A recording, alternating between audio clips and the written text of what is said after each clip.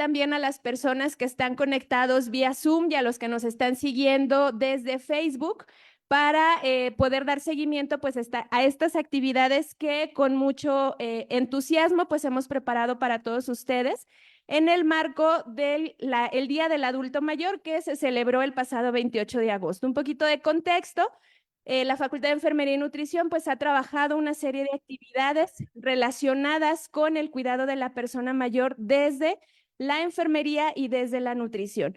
Y queremos cerrar este ciclo de trabajo académico precisamente con actividades que van dirigidas ya con el profesional de la salud, con estudiantes, para poder sumarnos a las actividades que nos está sugiriendo la Organización de las Naciones Unidas en torno a la década del envejecimiento saludable. Entonces, esta mañana agradecemos mucho la presencia de nuestro director de la Facultad de Enfermería y Nutrición, el maestro Luis Antonio Martínez Gurrión, que está por acá adelante. Agradecemos también que nos acompañe esta mañana la doctora Araceli Díaz Oviedo. Ella es líder del Cuerpo Académico Cuidado Enfermero, Gestión y Práctica Profesional, docente de esta facultad. Maestra, muchísimas gracias. Agradecemos también, nos acompañe el maestro Gerardo Palomo Rodríguez, acá atrás. Muchas gracias, maestro. Que también él se ha sumado a estas actividades directamente con el trabajo con las personas mayores. Entonces, muchísimas gracias, maestro, por el apoyo. Y en línea agradecemos también nos acompañe la doctora Aurora Félix Alemán, coordinadora de la red de SAM México, que es uno de los organismos, una de las redes que nos está dando también el respaldo para realizar esta actividad. Muchísimas gracias por conectarse y pues bienvenidos, y agradecemos al maestro Luis Antonio Martínez Gurrión nos pueda dirigir unas palabras para poder dar arranque a las actividades. Gracias. Muchas gracias, doctora. Bueno, buenos días a todos, tanto en presenciales como en línea. Muchísimas gracias por seguir confiando en nosotros en ese tipo de jornadas. Bueno, la segunda jornada que tenemos, la primera que se elaboró y que fue un trabajo así de después de comer una servilleta, que fue el que hizo la propuesta de la maestra Mariana y la doctora Erika sobre cómo iba a ser este proceso en el 2023. Ahorita en 2024, bueno, ya siguiendo tenemos muy buena respuesta y sobre todo que queremos apoyar a un envejecimiento activo y saludable, eso nos va a permitir a nosotros a través de esas jornadas capacitarnos. ¿Cuál es la intención de esto? Es tener una mirada multidisciplinaria. Está incluido nutrición, está incluido enfermería, pero cada vez se van incluyendo más profesiones, porque en sí no es tener un anciano una etapa final de la vida, sino tener un anciano activo, un anciano feliz, una persona adulta mayor que sea y se sienta satisfecho con todo su camino recorrido, ¿no? Entonces, sin quitarles más tiempo, entonces, gracias por aceptarnos y por estar aquí, y bienvenidos, iniciamos las segundas jornadas.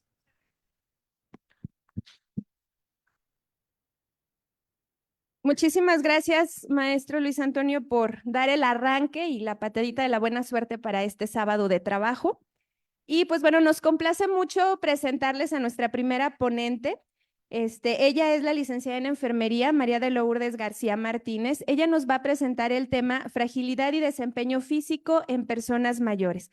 En lo que la maestra se prepara, les voy contando a grandes rasgos que, aparte de una gran compañera y gran amiga que nos acompaña esta mañana, ella es licenciada en enfermería por la Facultad de Enfermería y Nutrición de esta facultad y de esta universidad, obviamente. Ella cuenta con un posttécnico en geriatría por la Facultad de Estudios Superiores Iztacala de la UNAM.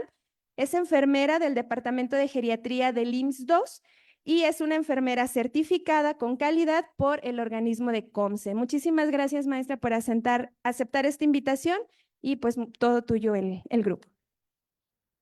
Hola, buenos días. Un gusto estar aquí con ustedes y compartir un poco de mi trabajo día a día que llevo dentro del hospital. Vamos a abarcar un tema muy importante. Vamos a empezar, sus dudas me las pueden decir al final, si no me escuchan o algo, con toda confianza, ¿sí? Vamos a ver lo que es fragilidad y desempeño físico en el adulto mayor. Como contenido, pues vamos a dar una pequeña introducción, vamos a ver qué es la fragilidad, qué tipos de fragilidad tenemos, cuál es su diagnóstico y cómo va a ser su tratamiento. ¿Sí? Bueno, ustedes, como ya han escuchado en la universidad o de manera personal o en la sociedad, sabemos que el envejecimiento es un proceso fisiológico que va acompañado de diversos cambios, ¿sí? No solamente en la fase física, sino también en la fase emocional, en la fase social, pero que este a su vez lleva un cambio también en todos los adultos mayores. Nosotros lo conocemos como síndromes geriátricos, ¿sí? La manera más atípica que se presentan las enfermedades en ellos, pues son los síndromes geriátricos. Uno de ellos, y es importante reconocerlo y prepararnos para este, pues es la fragilidad. ¿Qué es la fragilidad? Es caracterizado por una disminución de la reserva fisiológica y resistencia a factores estresantes debido al deterioro acumulado de múltiples sistemas. ¿Qué quiere decir? El adulto mayor es más vulnerable a tener caídas, a tener desnutrición, a tener sarcopenia, ¿sí? Algunos autores asocian la fragilidad con inestabilidad, ¿sí? Entonces, es importante que sepamos que fragilidad está asociado a la edad, pero no todos los adultos mayores van a desarrollar fragilidad, ¿sí? Ahorita en lo que veamos del diagnóstico vamos a entender un poco la diferencia, porque luego a veces todo lo asociamos porque es un adulto mayor. La fragilidad es un estado de cambio multidimensional, es multifactorial. Obviamente, como ya se los comenté, aumenta la vulnerabilidad del adulto mayor a que esté más expuesto a enfermedades, a condiciones de dependencia, y esto pues nos va a generar una dependencia a largo plazo en los cuidados de los adultos, ¿sí? Eh, los tipos de fragilidad, bueno, la física va a disminuir su fuerza, va a disminuir el equilibrio, está más propenso a caídas y por consecuencia, pues está más propenso a un abatimiento funcional. ¿Qué quiere decir? Que va a ser un adulto mayor con dependencia de cuidados a largo plazo. También va a haber una fragilidad mental, donde él ya no va a procesar bien las actividades, va a haber un deterioro cognitivo, que esto va a dar pauta a que tenga una fragilidad física porque no va a poder hacer las cosas, perdón, ¿sí? Y la nutricional. Un aporte mínimo de nutrientes, de proteína, que en este caso es el más importante en ellos, pues va a generar una fragilidad nutricional porque en ellos se presenta lo que es la sarcopenia, que es la pérdida de la masa muscular y es la que más afecta a nuestros adultos mayores para que ellos sigan siendo independientes y autónomos. ¿Qué síntomas están asociados a la fragilidad? Bueno, hay algunos síndromes geriátricos asociados también, el deterioro cognitivo, que tengan un abatimiento funcional. Este abatimiento puede ser en las actividades básicas de la vida diaria o en las actividades instrumentadas. La depresión, un déficit auditivo o visual también va a impactar en ellos para que se presente la fragilidad, la malnutrición, las caídas, la dificultad para la marcha y pues la anorexia como tal, ¿sí? Ok, aquí ya está un poco resumido. En la parte del centro está lo que es fragilidad. En la parte de arriba dice que son cambios relacionados a un envejecimiento normal. Pero del lado derecho suyo, perdón, está el estilo de vida, ¿sí? Todo lo que nosotros hacemos en la actualidad, pues va a repercutir en la vejez. Los autores mencionan que la actividad física, por ejemplo, implementada desde una etapa joven en nosotros, va a disminuir un 80% que en la etapa de la vejez ese adulto no presente una fragilidad, ¿sí? Pero si no nos cuidamos, si tenemos estilos de vida diferentes, en cuestión del abuso del alcohol, del tabaquismo, que somos sedentarios, que no tenemos una buena alimentación, pues obviamente va a repercutir, ¿sí? Los factores genéticos también están asociados, el estado nutricional, y pues todo esto nos va a llevar a procesos de un abatimiento funcional. Si se dan cuenta, vamos como que en cascada, por así decirlo. El abatimiento funcional me va a generar una discapacidad. ¿Qué quiere decir? La discapacidad me va a generar la dependencia de algo o de alguien para mis cuidados, que posterior me va a llevar a una hospitalización, ¿sí? Es muy complicado que un paciente después de una hospitalización con una dependencia moderada o grave pueda volver a ser funcional. Dentro de la hospitalización, pues obviamente está más vulnerable, ingresan por un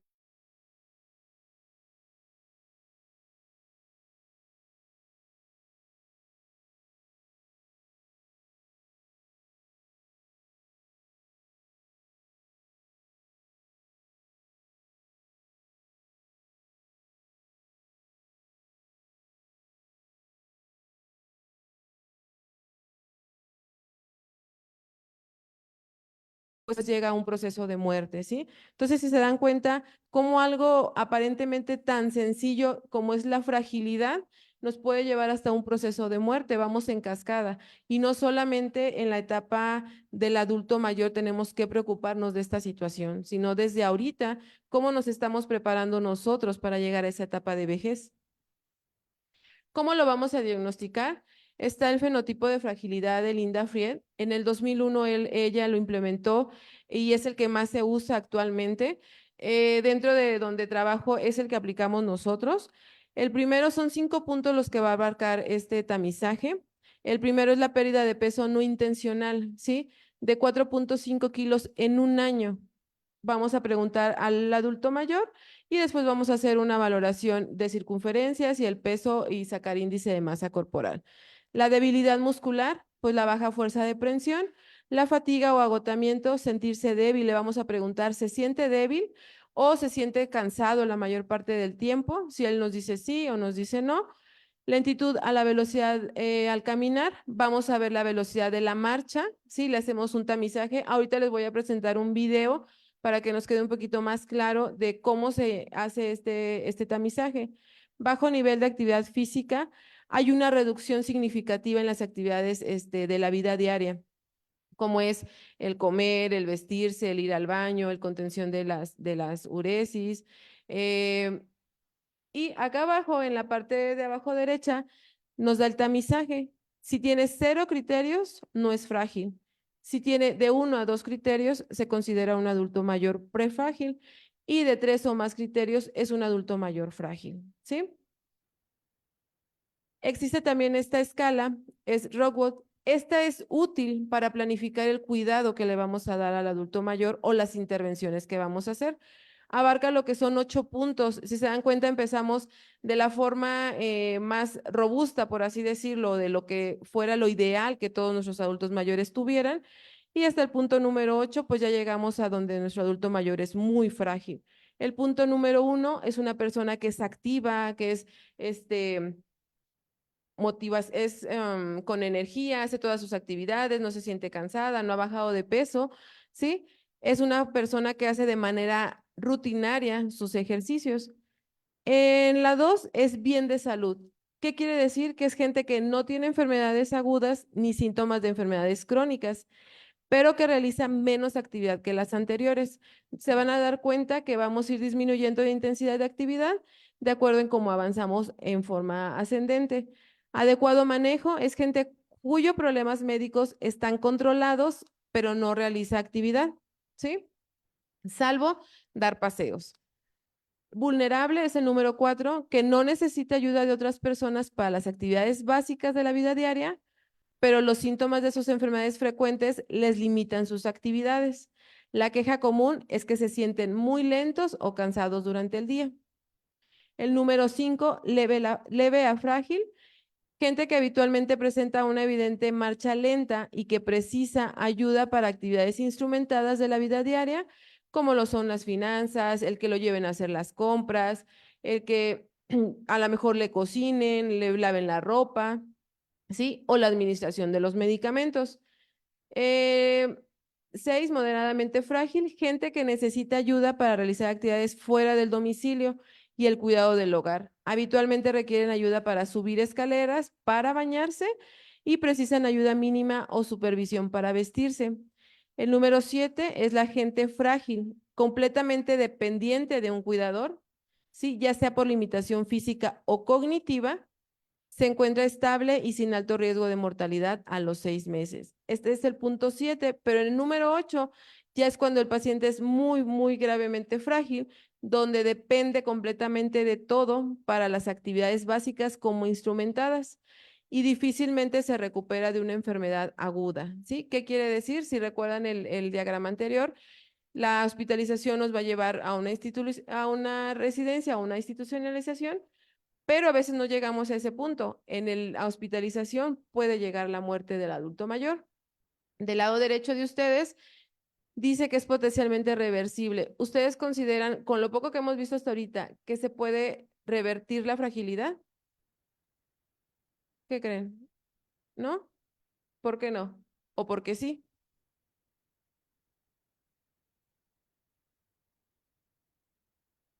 lo que piensen. ¿Quién dijo no?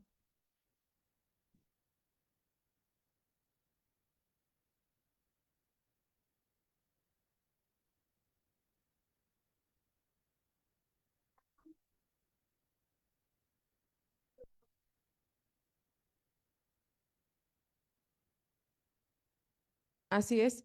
Entonces, es importante conocerlo y poder identificarlo, cuál es un paciente robusto, cuál es un paciente prefrágil y cuál es un paciente frágil. No quiere decir que no se les va a dar la actividad o no se les va a dar el tratamiento a un paciente frágil. También está el tratamiento para ellos, pero como ya lo comentó, va a ser más difícil que lo regresemos a un estado prefrágil o a un estado robusto, ¿sí? Pero si puedo mantener a un paciente en estado robusto o un paciente de prefrágil, lo puedo llevar a robusto, dependiendo de la actividad que yo le deje. Ahorita lo vamos a ver en el tratamiento.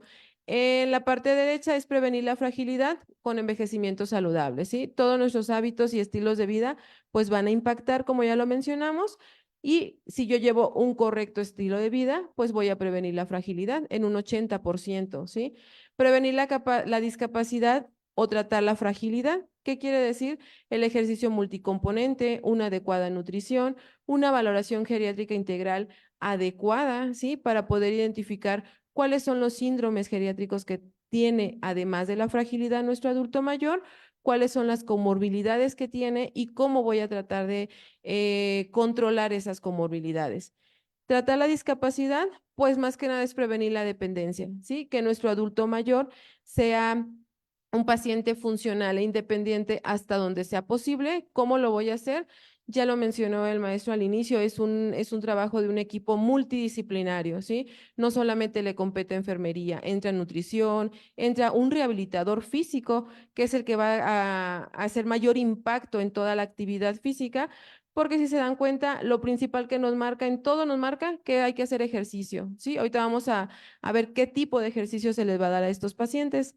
El manejo de la dependencia moderada grave, pues hay que ajustar el diagnóstico tanto terapéutico y como el diagnóstico médico. Y manejo al final de la vida, pues son los cuidados paliativos, ¿sí? No sin dejar presente o mencionar que el cuidado paliativo no es dejar al adulto pues que muera sin un confort o que muera con dolor, ¿sí? El cuidado paliativo es también involucrarnos en esa parte en donde tenga una muerte digna, en donde no tenga dolor, en donde esté bien, en donde la familia más que nada esté orientada y esté capacitada, porque muchos de ellos van a morir a casa. Entonces, si no capacitamos a la familia lo que tiene que hacer, difícilmente se lo van a llevar a casa y va a regresar ese paciente nuevamente a hospitalización o a veces no salen de la hospitalización. Este es el video que les voy a pasar, ¿sí? Para ver si tienen un poco más claro lo que hemos visto. Son los 6 puntos que vemos dentro de la valoración, ¿sí? Que es la fuerza muscular, resistencia. Vamos a ver ahorita cada uno de ellas. Y pues estos son clave para ver la independencia de nuestros adultos.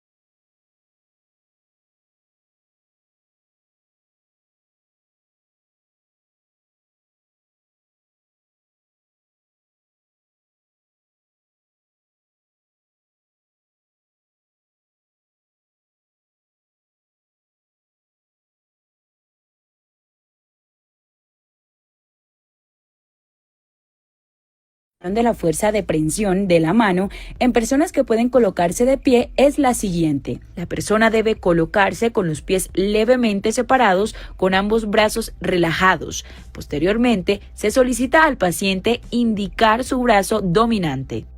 En la medición es importante solicitarle al paciente que mantenga el brazo ligeramente separado del cuerpo. Es incorrecto tener el brazo muy cerca o muy separado. Una vez definida la posición correcta, se deben ingresar los datos al dinamómetro y se solicita al paciente realizar la mayor cantidad de fuerza durante 10 segundos, evitando mover o balancear el equipo.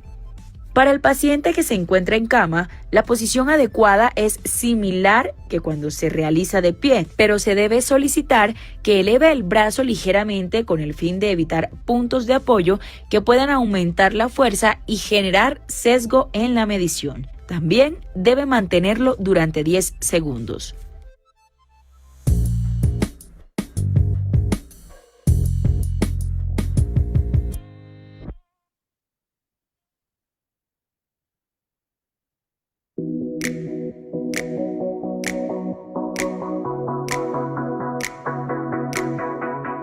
Hola, soy Catalina Calle, neumóloga del Hospital Bozán de Esquito. El día de hoy vamos a conversar sobre la prueba de la marcha de 6 minutos, procedimiento que realizamos en el área cardiopulmonar del hospital. La prueba consiste en medir la distancia.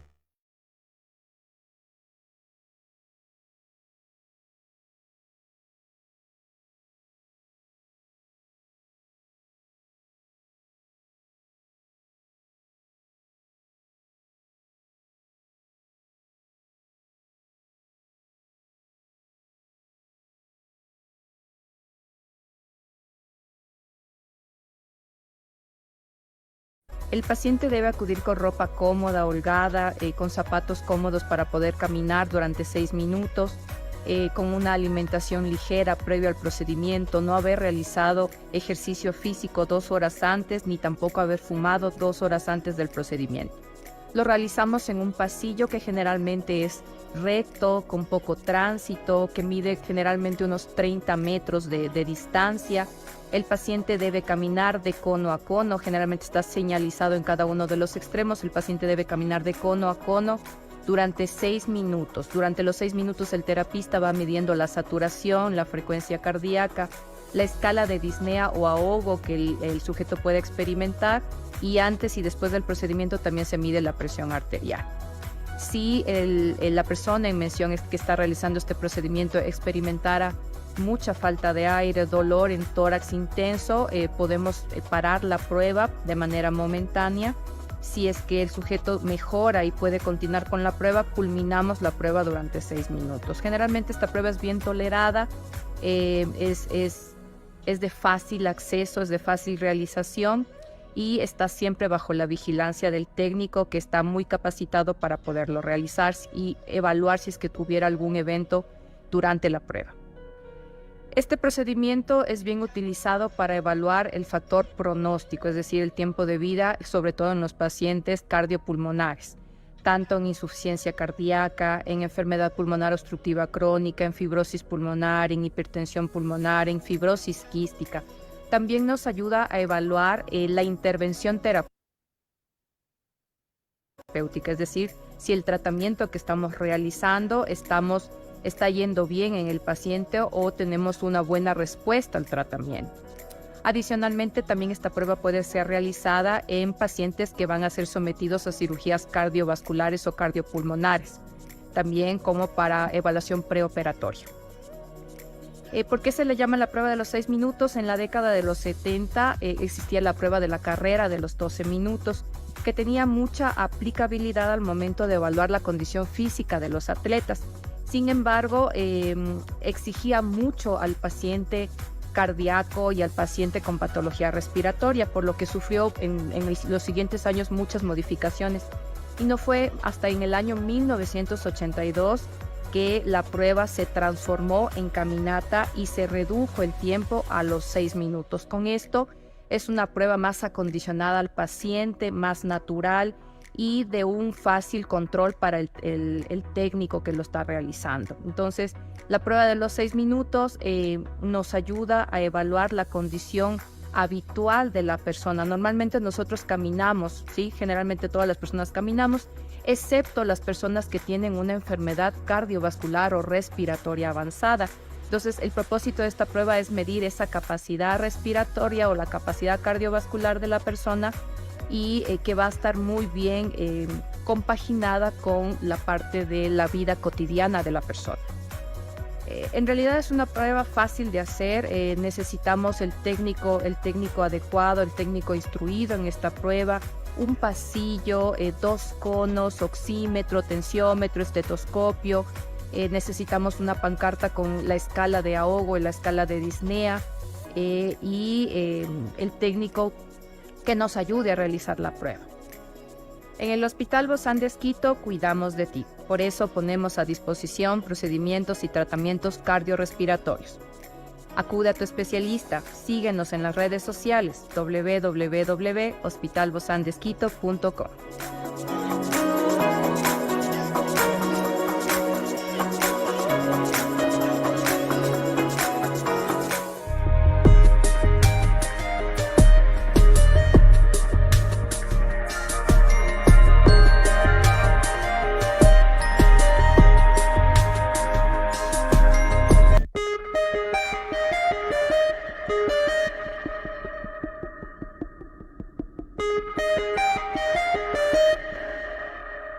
Este test es parte de la evaluación funcional del paciente y mide la marcha.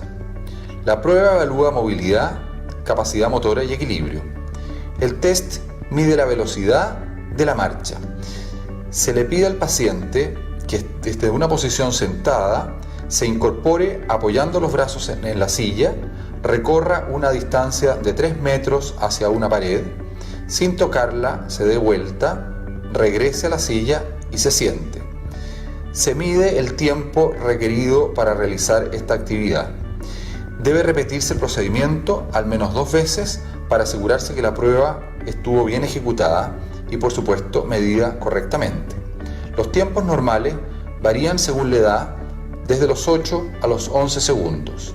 Tiempos mayores sugieren y se correlacionan con riesgo de caídas.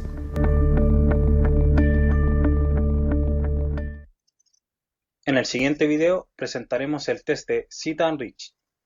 ¿Cuál es el objetivo del test? Medir la flexibilidad de tronco y cadera. Materiales de apoyo: un cajón o un banco y cinta de medir. ¿Cómo se realiza? Sentado con piernas extendidas y toda la planta del pie apoyada en el tope del cajón o banco, que coincide con el punto cero de la escala o metro, tratar de llevar hacia adelante las manos de forma suave y progresiva, evitando tirones, para marcar la máxima distancia a la que se puede llegar con ambas manos a la vez. Anotamos la marca obtenida en centímetros. Si no se llega al punto cero, se anota los centímetros con signo negativo, y si lo sobrepasa, con signo positivo.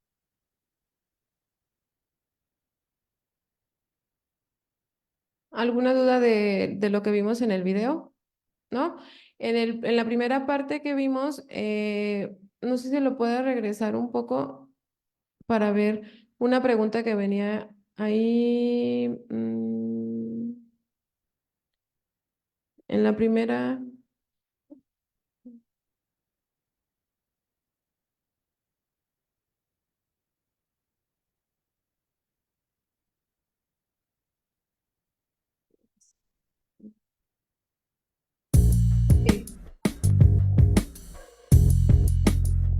Ahí está bien.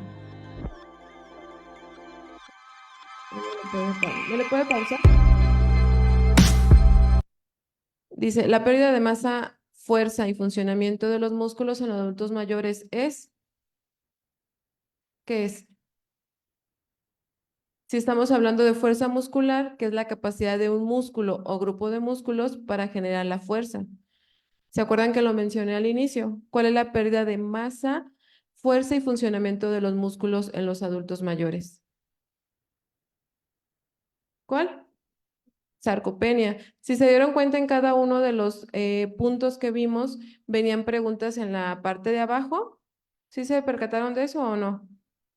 Por ejemplo, ¿para qué nos sirve la valoración en el tipo de oxigenación del adulto mayor? ¿Para que no se sofoque? ¿En qué impacta o en qué actividades va a impactar el adulto para que no las pueda desarrollar? ¿En cuáles actividades?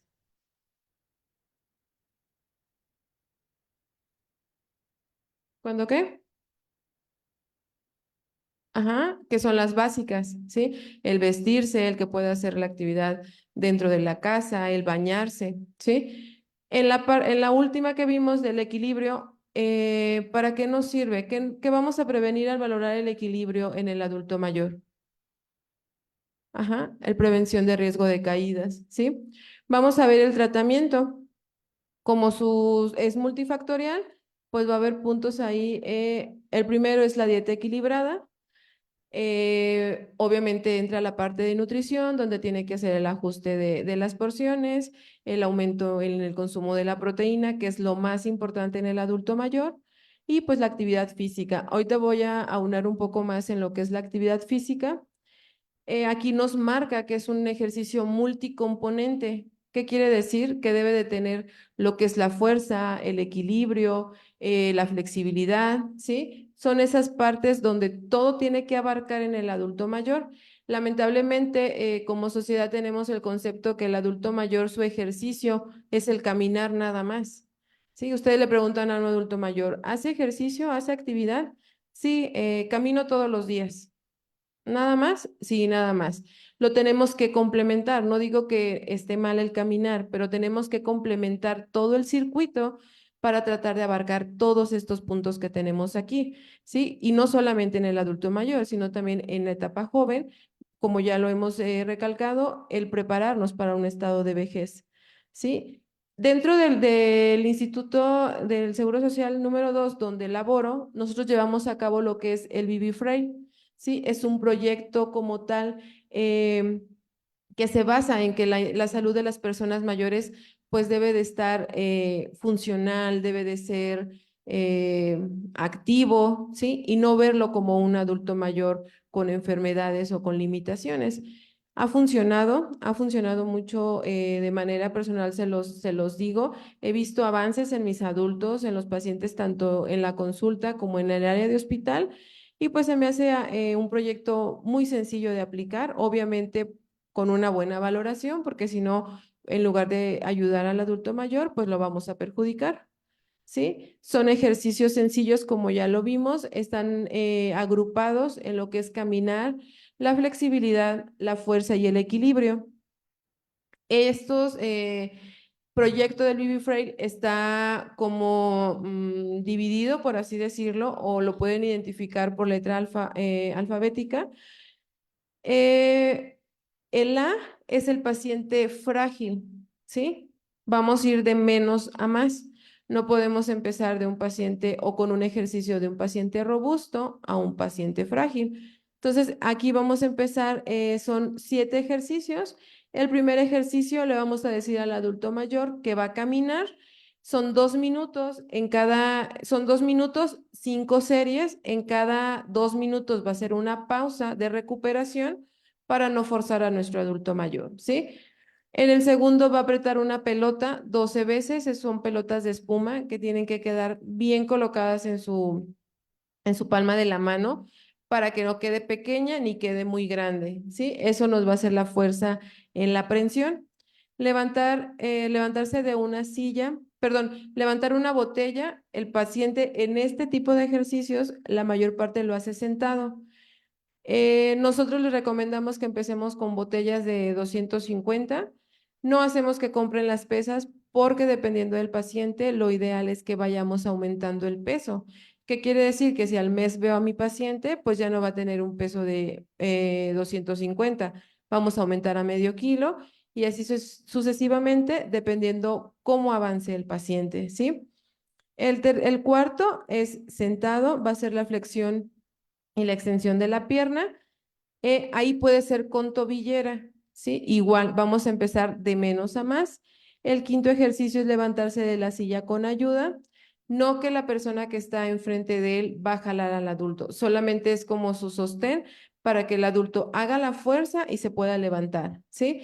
En el número 6 va a caminar en línea el adulto mayor y ya para terminar es el 7, que es el estiramiento de brazos. Lo ideal es que este circuito lo haga entre 45 minutos, 1 hora aproximadamente, porque es el inicio de la actividad y van a ser sesiones de 3 repeticiones, ¿sí? Entonces termina todo el circuito, descansa y tiene que volver a iniciar. Aquí lo importante es que el adulto mayor complete el circuito. Este es para el frágil, luego tenemos el B, ¿sí? Si se dan cuenta, es similar, pero en el número 5 ya va a caminar mi adulto mayor puntas talón. Perdón, el número 4 va a ser sentadillas. Si recuerdan el pasado, era con la tobillera. y en el 5 era que le ayudara a alguien, ¿sí? Ya va cambiando. En el 6 va a estirar los brazos, obviamente él deteniéndose de la silla, y en el 7 terminamos igual con lo que es la fase de relajación. El C, aumentamos un ejercicio más, ¿sí? Que es el 2, que es la toalla.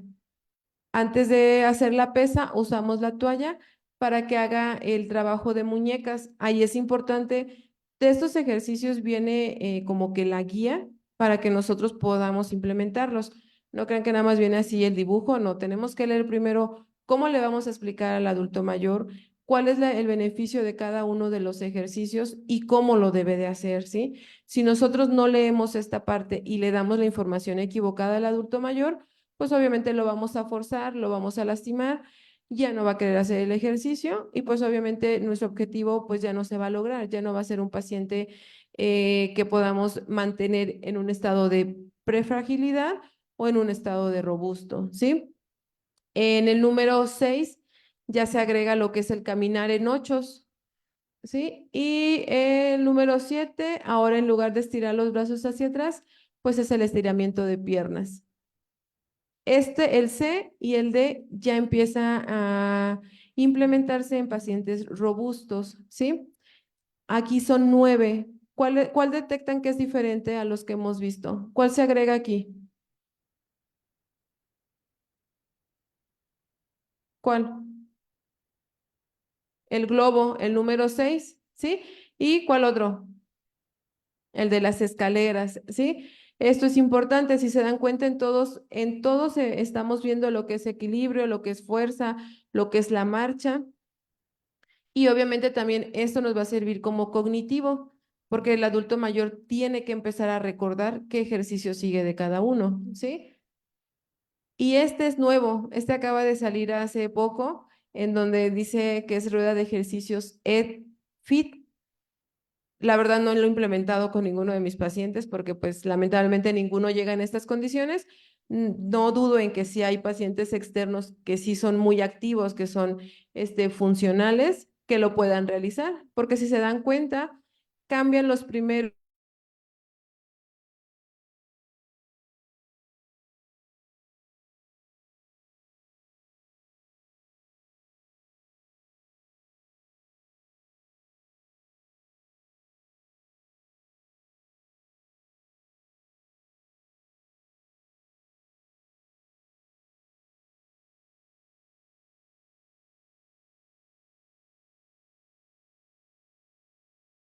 Si recuerdan, les dije que aunque fuera un paciente frágil, no quiere decir que no le vamos a dar actividad. Tenemos que darle actividad, que sería el número, la letra A, ¿sí? Ese se las vamos a dar a ellos para seguir fortaleciéndolo y pueda ser funcional hasta donde sea posible. ¿Sí? Este es el último de los ejercicios y... Ok, ya voy a terminar, ¿sí? Como conclusión, bueno, la alimentación, un ejercicio adecuado, estilos de vida adecuados, pues son la pieza clave para prevenir o revertir, dependiendo en qué estadio estemos, prefrágil o frágil, la fragilidad en el adulto mayor. Es importante no dejar de lado que no solamente es lo físico, es lo mental también, es la forma nutricional, pero también impacta demasiado en el adulto mayor su sociedad, ¿sí? Su red de apoyo es importante para ellos, la motivación, no hacerlos sentir menos por una etapa de vejez, es algo normal, es algo fisiológico, es algo a donde todos vamos a llegar y yo creo que en lugar de preocuparnos en que si lo incluimos o no al adulto mayor, también nos deberíamos de preocupar en cómo vamos a estar nosotros en 20 años, 30 años, cómo nos vemos dependientes de cuidados, nos vemos funcionales, nos vemos activos o nos vemos en una cama o nos vemos en una institución. Sí, el que pensemos en alguna residencia de descanso, yo siempre se los he dicho, no es malo, ¿sí? A veces hay que ser conscientes de que a lo mejor como hijos o como persona adulta, yo voy pensando en cómo quiero mi vejez o cómo quiero vivir esa vejez. Es bueno y es sano también para el adulto mayor cuando su red de apoyo es débil en cuestión de horarios o tiempo de cuidados, pues que se decida en irse a una institución, ¿sí? Obviamente es diferente el que yo vaya y lo deje y lo abandone y no regrese, a que yo vaya y esté en constante comunicación con ellos, ¿sí? Y ya para terminar, bueno, la cuestión no es solo vivir más, es tener una calidad de vida digna durante esos años. La esperanza de vida crece y aumenta cada año, pero pues ¿con qué calidad vamos a estar? ¿Sí? Vamos a ser un país y un estado muy longevo en corto tiempo. Para el 2050 se duplica o se triplica la cifra que tenemos ahorita de adultos mayores. Entonces, ¿qué vamos a hacer? Ustedes van a ser formadores y van a trabajar la mayor parte del tiempo con adultos mayores, ¿sí? Entonces sería todo de mi parte. No sé si tengan alguna duda, alguna pregunta.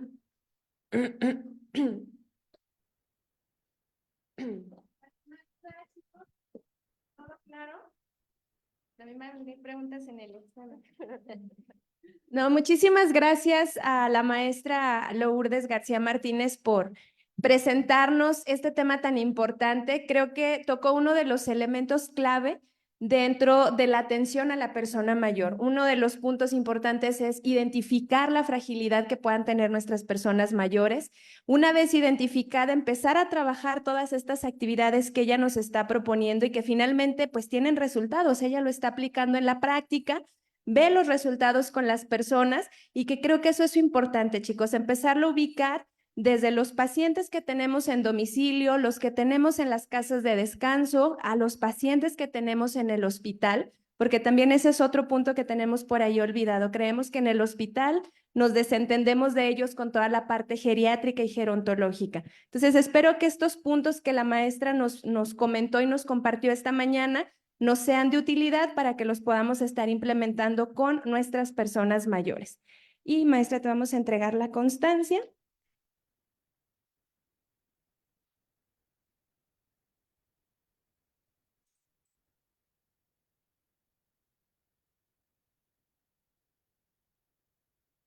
La Universidad Autónoma de San Luis Potosí, a través de la Facultad de Enfermería y Nutrición, otorgan la constancia a la licenciada en Enfermería María de Lourdes García Martínez por su participación como ponente del tema Fragilidad y Desempeño Físico en Personas Mayores en el marco de las segundas jornadas de actualización en cuidado gerontogeriátrico. La fecha de hoy, 7 de septiembre del 2024, y viene con la rúbrica del director, el maestro Luis Antonio Martínez Gurrión. Muchísimas gracias, maestra, por acompañarnos esta mañana.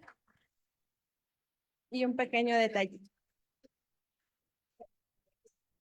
Muchísimas gracias y pues damos paso entonces con la segunda conferencia. La segunda conferencia la tenemos de manera virtual y la maestra Mariana la presenta. Buenos días. Vamos a presentar a la siguiente ponente. Con ella, la facultad tiene colaboración en la Universidad Mariana del Pasto, Colombia. La nutrióloga Miriam Adriana Abraham Esteban es nutricionista, docente de tiempo completo en la Universidad Mariana y es líder de prácticas en la misma universidad. Muchísimas gracias por la participación, Miriam, y te damos el paso con la audiencia. Gracias. Muchas gracias por la invitación. Voy a proyectar.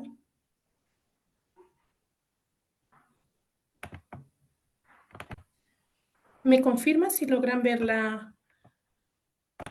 la presentación? Sí, se visualiza. Vale, muchas gracias. Bueno, muchísimas gracias por la invitación. Es muy interesante estar en estas jornadas. Y el tema que les traigo el día de hoy son consecuencias de la malnutrición en personas mayores. Listo. Perdón que se me perdió. Listo. Bueno, tenemos como primero una introducción breve donde debemos tener claro que en la población geriátrica, pues el deterioro que van a ellos a presentar de su estado nutricional afecta de forma negativa el mantenimiento de la funcionalidad física y de su función cognitiva. esa sensación de bienestar y en general de la calidad de vida que tienen nuestros adultos mayores se ve afectada directamente de acuerdo al estado nutricional en el que se encuentra. Debemos comprender que la nutrición es una condición de prevalencia muy alta en los adultos mayores, que implica que haya una sobrecarga en los sistemas de salud y en la sociedad en general. Esto, a su vez, llega a estar asociado con un aumento de la vulnerabilidad que es dada por el deterioro fisiológico a la que está relacionado directamente con la edad del adulto mayor. Ellos también presentan una reducción de los alimentos, una reducción que lleva a que afecte la calidad nutricional, a presentar una inseguridad alimentaria y a las comorbilidades propias de la vejez que hacen parte de estos factores. Desde un punto de vista nutricional, pues la población adulta mayor se considera como uno de los grupos más vulnerables debido a todos estos cambios fisiológicos, los cambios psicológicos y todos estos cambios sociales que ocurren durante el tiempo de envejecimiento. Y que pueden llegar a ser agravados por las pérdidas afectivas que llegan a presentar nuestros adultos mayores, hijos, hermanos, padres, que llegan a presentar pues, durante el transcurso de su vida. La dependencia con la edad, al avanzar en la edad, esa dependencia que se genera, la soledad en algunos casos de muchos de nuestros adultos mayores a las que ellos están expuestos, enfermedades crónicas que a lo largo del periodo de vida van adquiriendo, aumentando así a que llegue a presentarse ese riesgo de malnutrición en nuestros abuelitos o adultos mayores. La redistribución que ellos presentan de la grasa corporal, la pérdida de masa musculoesquelética, el deterioro sensorial, no solamente desde la parte de composición física, también hay un deterioro sensorial del olfato, hay un deterioro del gusto, llegan a tener pérdidas dentales, alteraciones gastrointestinales y entre otros factores, pues que llevan a que todo esto junto se configure o se lleve a presentar estados de desnutrición o de malnutrición como tal. Algo importante, la población mundial está envejeciendo muy rápido, nuestras pirámides poblacionales están cambiando de forma abismal.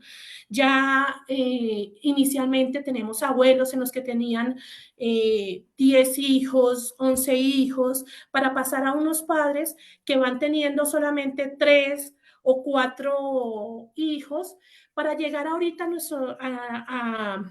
a los adultos en este momento en que solamente están entre 1 o 2 hijos. Y se proyecta que para futuro nuestros hijos ya no quieren tener hijos y si igual, si escuchamos a nuestros jóvenes, no quieren esa parte de hijos. Entonces, esa pirámide poblacional está llevando a que se modifique habiendo más adultos mayores para 2050, que es lo que dice la Organización de Naciones. Es importante reconocer que la malnutrición es un concepto que se debe comprender desde un estado por excesos, donde hablamos de un sobrepeso, hablamos de una obesidad que viene acompañado de enfermedades crónicas no transmisibles relacionadas con la alimentación. Tenemos que ver que esa parte emocional y en la soledad en que están en muchos casos, la dependencia que generan, afecta mucho la parte de esa alimentación. Nuestras emociones también regulan o están marcadas la parte de la alimentación cuando nos sentimos solos, cuando estamos tristes, cuando estamos deprimidos. En algunos casos tendemos a consumir alimentos densamente calóricos. Lo que lleva pues a que nuestros abuelos pues aumente ese sobrepeso o obesidad relacionados también por una descendencia, una caída en la actividad física que ellos están presentando. Las enfermedades no transmisibles que se enmarcan en nuestro paciente, bueno, la parte del déficit nutricional, tenemos cuando lo mismo acompañado de esa soledad o de esos sentimientos de tristeza que vienen acompañados, también afecta la ingesta de alimentos, donde nos reduce el apetito, se presenta una anorexia, que no se tiene la necesidad o las ganas o el deseo de comer. Seguido también por la parte económica, nuestros adultos mayores no tienen todos un acceso adecuado a los alimentos, lo que lleva a que se esté presentando un déficit nutricional. Súper importante los cambios en la dieta de nuestros adultos mayores. Son cambios pues que llevan a que modifiquen sus hábitos alimentarios por diferentes situaciones. Pueden haber un edentulismo total o parcial que lleva a que se altere esa ingesta alimentaria. Ya no se consume, ¿no? En el adulto mayor ya no hay una ingesta adecuada de esos alimentos. Las porciones cambian, los tamaños ya son totalmente diferentes. El estado emocional o anímico de los adultos mayores es totalmente diferente, lo que lleva a que haya un cambio en la dieta. ¿Listo?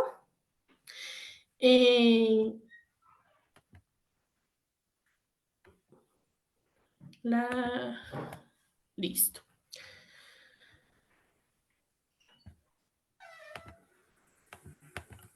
Listo. Parte también de los cambios que se presentan en la dieta puede llegar por una alta ingesta o densidad calórica, como ya lo había dicho, con el sobrepeso, acompañados también de las modificaciones de los estilos de vida, como llega a ser la disminución en la actividad física. Nuestros adultos mayores ya no tienen una movilidad muy libre, ya es un tanto más limitada, llevando a que sea un factor de riesgo pues para desarrollar enfermedades como son el sobrepeso, enfermedades de malnutrición, el sobrepeso y específicamente sobrepeso y obesidad. También están las enfermedades crónicas. Los adultos mayores presentan enfermedades crónicas no transmisibles que comparten diferentes factores de riesgos que están presentes de forma sinérgica. Tenemos que tener en cuenta que pueden tener una hipertensión, pero al mismo tiempo de la hipertensión puede tener diabetes o pueden tener enfermedades coronarias simultáneas, pues que también afecta su calidad de vida. Sumado a las enfermedades crónicas que tienen nuestros pacientes, pues ellos manejan por lo general, algunos adultos mayores, una polifarmacia que lleva a que haya un riesgo de interacción entre fármaco y nutriente. La misma soledad en algunos casos, pues no hay un cumplimiento en horarios establecidos para los medicamentos. Puede haber una alteración en los trastornos de la digestión de los adultos mayores, también por la medicación que ellos toman en algunas situaciones. Y pues las características de los alimentos y los aspectos relacionados con la salud mental de los adultos mayores, pues llevan a que la dieta que se proporciona no cumpla con todos los nutrientes esenciales, lo que va a evitar que en cualquier momento pues ellos tengan una nutrición adecuada y lleva a que se alteren pues diversos procesos metabólicos. Algo importante, pues la salud bucal en nuestros adultos mayores no siempre es la mejor. Tenemos que estar totalmente relacionado, puede ser por una pobre higiene bucal que tengan nuestros pacientes. La presencia de caries dental en los adultos mayores es muy marcado. El edentulismo, ya sea un edentulismo parcial o un edentulismo total. Las enfermedades periodontales que presentan nuestros pacientes. Ahí incluso la serostomía, pues lleva a que todo eso presente una dificultad en la masticación y la deglución que presentan los pacientes, pues llevando a que haya una alteración o trastornos a niveles digestivos. ¿Listo? Se realizó un estudio, un metaanálisis, donde incluyen 23 estudios, los cuales pues evidencian que los adultos mayores bien nutridos tenían un alto número de pares de dientes funcionales, tenían una salud dental adecuada en comparación con los que tenían menos dientes o menos pares dentales, y se evidenciaba un riesgo o una malnutrición en esos adultos mayores. La masticación depende del número de piezas dentales que tengan nuestros pacientes, ya sean reales o sean reemplazadas, y por lo general, pues en los adultos mayores se encuentra afectada en esa población. Lo que puede estar, o no tanto lo que puede, lo que siempre va a estar relacionado con esa ingesta de alimentos, porque va a modificar la textura de los alimentos, pues van a tener que pasarse de una dieta completamente normal, donde hay preparaciones normales sin ningún tipo de restricción, ir evolucionando a una dieta blanda a medida de que sus pares dentales estén completos o estén sanos, terminando en una dieta líquida completa, que sabemos muy bien, debemos recordar que no siempre cubre el 100% del requerimiento nutricional, lo que lleva pues a que en estos adultos mayores pues se presente un déficit nutricional. Importante el diagnóstico de la malnutrición, pues está cada vez más presente en la población en general, sobre todo en los adultos mayores, en los que se puede identificar de subtipos biológicos de la malnutrición. La primera es una malnutrición relacionada con enfermedades que no hay inflamación. La segunda, pues una malnutrición relacionada con enfermedades sin inflamación. Y como tercera, pues malnutrición sin enfermedad. La malnutrición sin enfermedad, pues es la que está relacionada con el hambre, directamente con el hambre. Pues ya hablamos de un vínculo directo dentro de lo que es la sociedad, que forma parte indispensable de nuestros adultos mayores, el núcleo familiar o lo que nosotros llamamos esa red de apoyo importante para el adulto mayor. Pues sabemos que nuestros adultos mayores hasta cierto punto, hasta cierta edad, pues económicamente solventan sus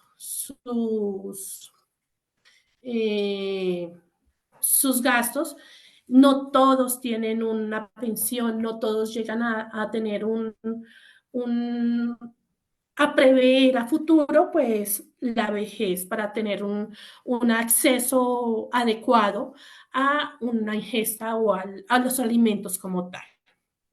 ¿Listo?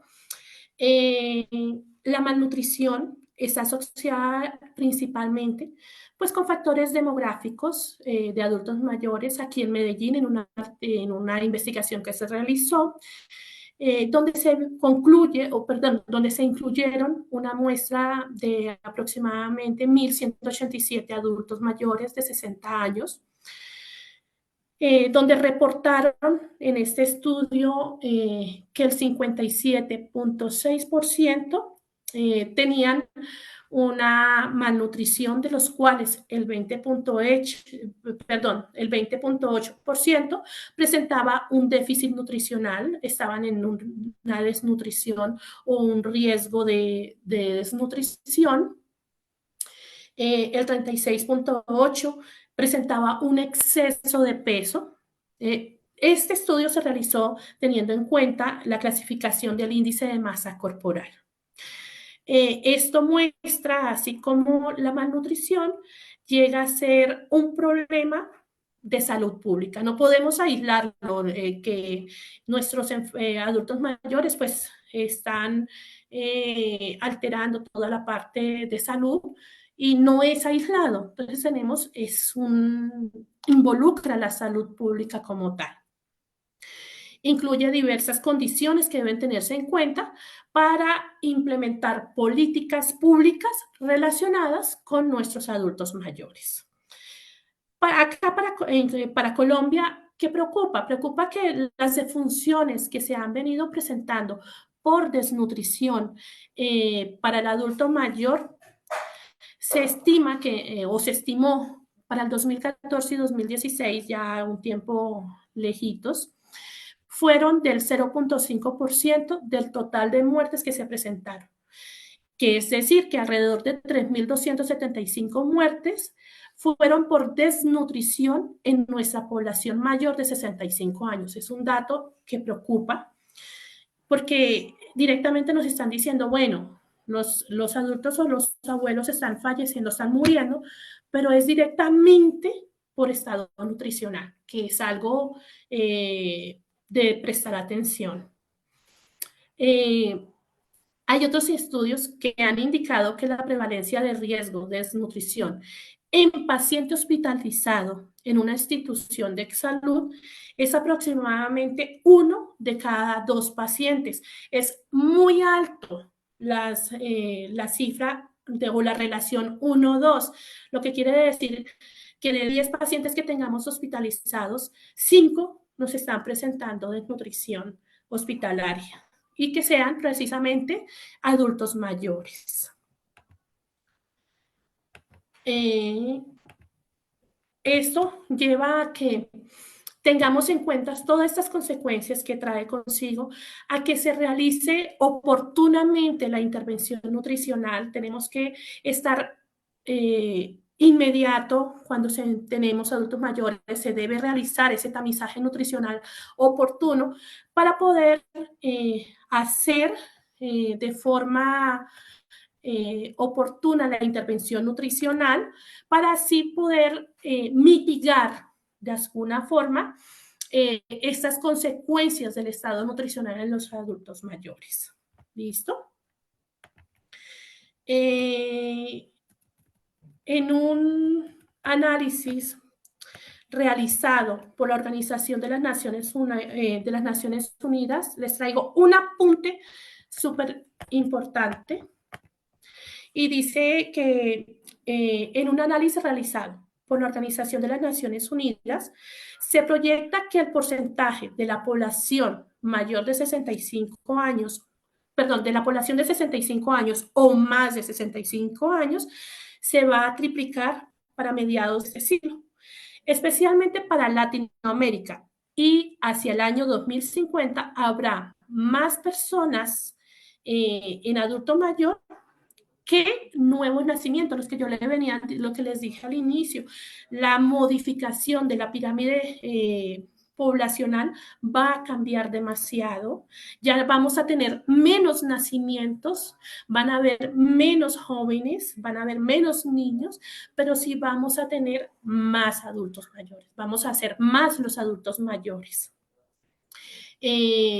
Como nuevos nacimientos, el envejecimiento amenaza con sobrecargar a los jóvenes que van a haber más adultos mayores que jóvenes o que niños y dejar a los adultos mayores más vulnerables a las dificultades de la vejez. Lo que no tiene que suceder si nos preparamos, lo que quiere decir debemos estar preparados para esta modificación o este cambio en la población.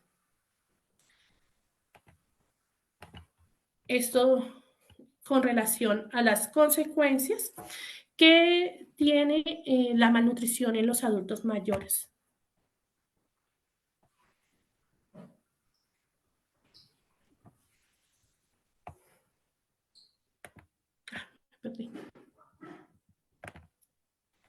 No sé si, espero que les haya sido de apoyo o haya sido clara la información.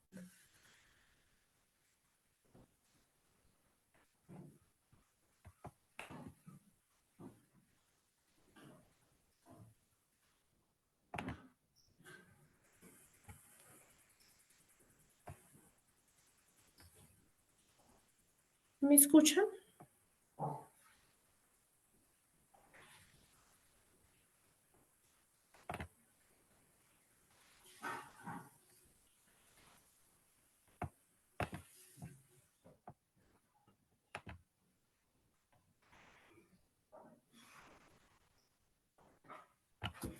Listo. Preguntas, si tienen algunas preguntas o inquietudes.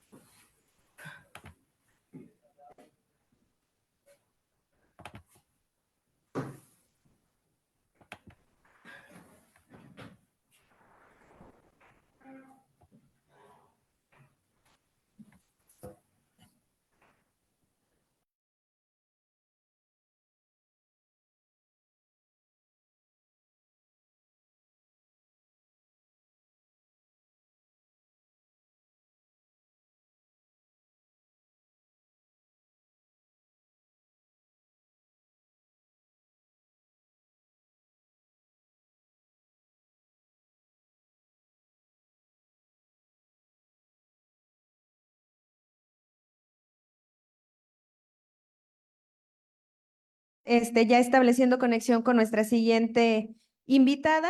Por ahí, bueno, muchas gracias a los chicos que se integran esta mañana. Está por ahí la lista de asistencia para que por favor se vayan inscribiendo en lo que damos un par de minutitos para que la siguiente ponente se conecte. Ay, gracias, maestro. Se me hace que de este lado. Se me hace que sí. Acá, chicos, por favor.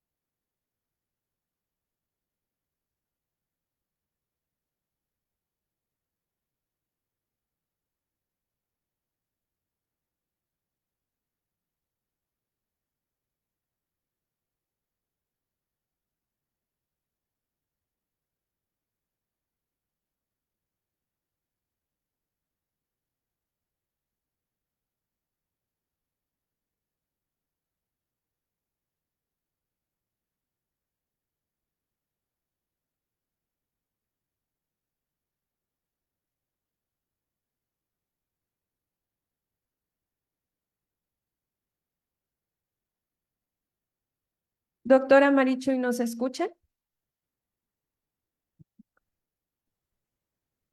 Hola, buen día. Sí, ¿ustedes me escuchan? Sí, perfecto.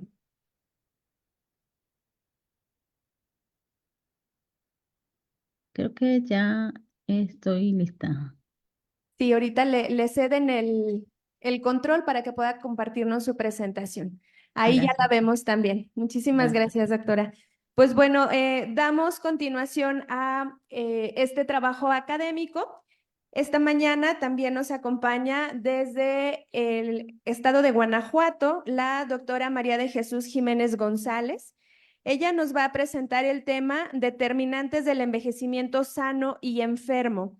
La doctora María de Jesús, ella es doctora en Ciencias de Enfermería por la Universidad de Guanajuato. Es profesora investigadora de tiempo completo de la Facultad de Enfermería de la misma universidad. Actualmente es secretaria académica de la División de Ciencias de la Salud e Ingenierías, Campus Celaya, de la misma universidad, y su línea de trabajo pues está enfocada a la parte geriátrica y gerontológica.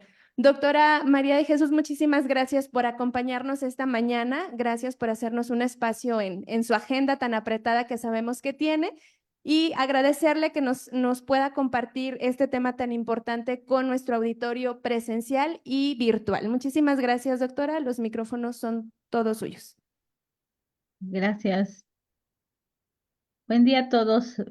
Bueno, en primer término, agradezco la invitación a la doctora Erika. Me da mucho gusto saludarles y ver a tantos alumnos convocados el día de hoy desde muy temprana hora para poder ser parte de este foro. Me indican cuándo ya pueda compartir. Ya, ¿verdad?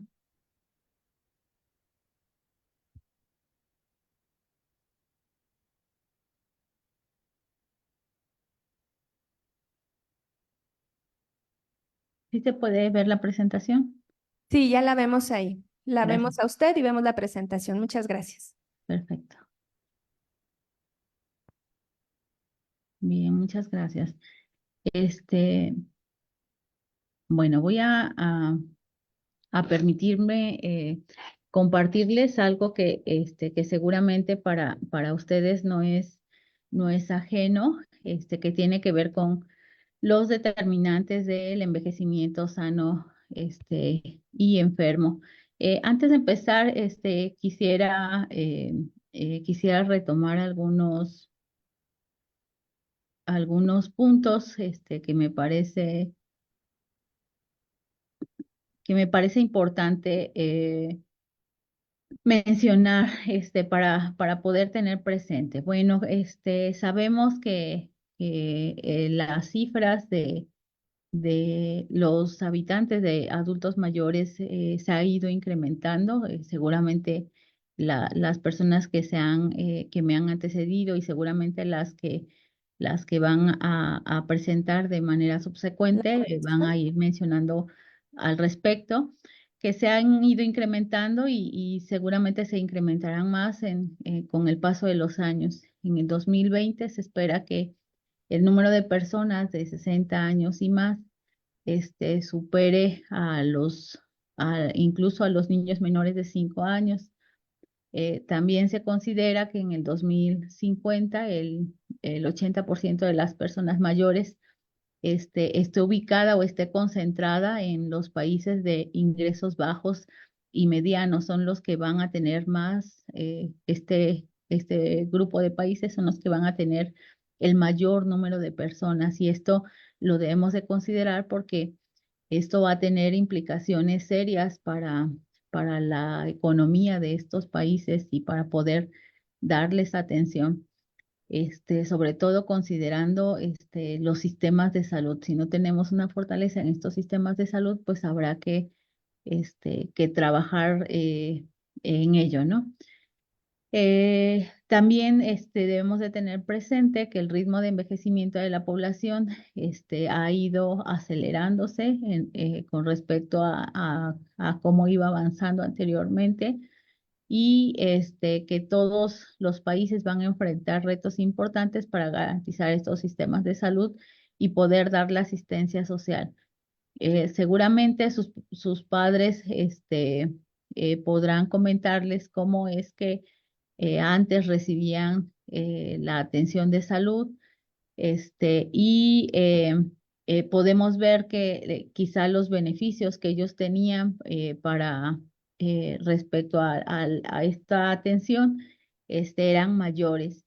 Y, por ejemplo, también con el sistema de pensiones,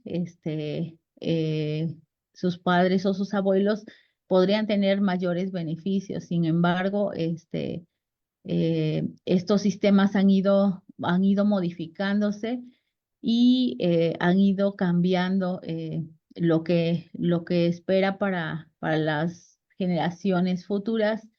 Es que cada individuo vaya ahora haciéndose responsable de ir generando sus propios sistemas. Y esto va a ser bastante interesante porque aquella persona que no guarde como lo suficiente, va a tener como serias dificultades al respecto. Entonces, si no tenemos como una cultura primero de prevención, para no tener las enfermedades y luego en lo subsecuente como de ahorro para el retiro, sí creo que va a ser como difícil poder cubrir estas necesidades. Como parte del panorama general, hoy la mayor parte de la población tiene una esperanza de vida igual o superior a los 60 años. Anteriormente, la esperanza de vida era menor, pero hoy se sabe que las personas pueden vivir más de 60 años. Sin embargo, también se sabe que las personas no solamente viven más de 60 años, sino que llegan ya con muchas enfermedades. Y las condiciones de salud en las que llegan, pues no siempre son como las más adecuadas. Ya desde empiezan con estas enfermedades desde muy temprana edad, o llegan ya a esta edad ya con muchas limitaciones. En el 2030, una de cada 6 personas en el mundo menciona que tendrá más de 60 años y en este momento la población de 60 años y más habrá subido 1.000 millones en 2020 a 1.400 millones. Y en el 2050 la población mundial de personas de 60 años o más se habrá duplicado a 2.100 millones. Va a ir creciendo mucho y se prevé que el número de personas de 80 años se triplique entre el 2020 y 2050 para alcanzar los 426 millones. No nos falta mucho para poder alcanzar estas cifras y bueno, lo interesante, vuelvo a mencionar, no nada más es considerar la cuestión de los años, sino el que puedan llegar con una calidad adecuada de vida con estos años, ¿no? Que puedan llegar en las mejores condiciones de vida y ver desde temprana edad qué es lo que estamos haciendo, qué es lo que estamos trabajando para poder tener un envejecimiento adecuado. Desde jóvenes, qué estamos haciendo para tener, qué estamos haciendo con respecto a nuestro envejecimiento, ¿no? Cómo estamos trabajando, cómo estamos proyectando nuestro envejecimiento. Para ello debemos de comprender qué es el envejecimiento, y debemos de tener presente que el envejecimiento pues es el resultado de la acumulación de una gran variedad de daños, moleculares y celulares a lo largo del tiempo, lo que va a llevar un descenso gradual de las capacidades físicas y mentales, a un mayor riesgo de enfermedad y en última instancia a la muerte. No sé si ustedes ya se han preguntado en algún momento sobre cómo quieren envejecer. Ahí puedo verlos desde atrás en el auditorio y no sé si pudieran levantar la mano si ya se han hecho esta pregunta. ¿Se han preguntado cómo quieren envejecer? Si pudieran levantar su mano, ¿quién lo ha hecho? A ver, chicos, con esa pregunta prácticamente arrancamos también las materias relacionadas. Allá atrás por ahí hay una mano levantada. ¿Quién más, chicos? ¿Quién más se ha preguntado de qué manera queremos envejecer? Sin miedo, levanten la mano. Ok, son Son poquitos. poquitos, ¿no? Ahí van, ya están Sí. perdiendo el miedo, doctora. Ok, bien, gracias. Bien, gracias. Esto es algo que yo los invitaría a que tuviéramos presente porque a lo mejor no, yo sé que son como muy jóvenes, y que quizá no es algo que tengan como muy presente. Sin embargo, sí es algo en lo que deberíamos de ir trabajando, porque sin lugar a dudas el envejecimiento no es algo que está tan lejos, eh, debemos de irlo proyectando desde ahora. Si queremos envejecer solos, acompañados, si queremos envejecer sanos, enfermos, eh, si hay como muchas situaciones. Si uno piensa que va a envejecer hasta los 60 años cuando las canas ya empiecen a salir, pero chicos, eso no llega hasta los 60 años. El envejecimiento ya cuando empiecen a ver las materias van a ver que uno empieza a envejecer desde que las células empiezan a crecer, dicen las teorías del envejecimiento. Entonces, si uno no se, uno es consciente de eso, debe uno de tenerlo presente. Bueno, estos cambios no son lineales y no son uniformes y su vinculación con la edad de una persona en años es más bien relativa. Y por aquí también lo menciona, es un acontecimiento normal, todos tenemos que hacerlo, es universal, no hay alguien que se salve de este proceso. Es un proceso intrínseco, es progresivo, es irreversible. Una vez que empezamos ya no hay vuelta atrás. Es dinámico, es inevitable, todos vamos para allá. Es heterogéneo y es multicausal. Son muchos factores los que vamos a ver que van a afectar este envejecimiento y van a afectarlo de manera muy diferente, muy diversa. Y nos van a afectar de diferente forma, de acuerdo al género, de acuerdo a las personas, aunque tengamos hermanos, incluso a nosotros mismos nos van a afectar de diferente forma.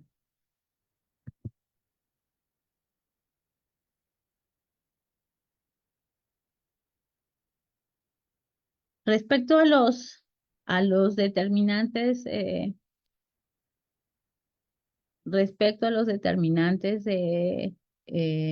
la salud y de la enfermedad del envejecimiento, hay algunos factores que van a ir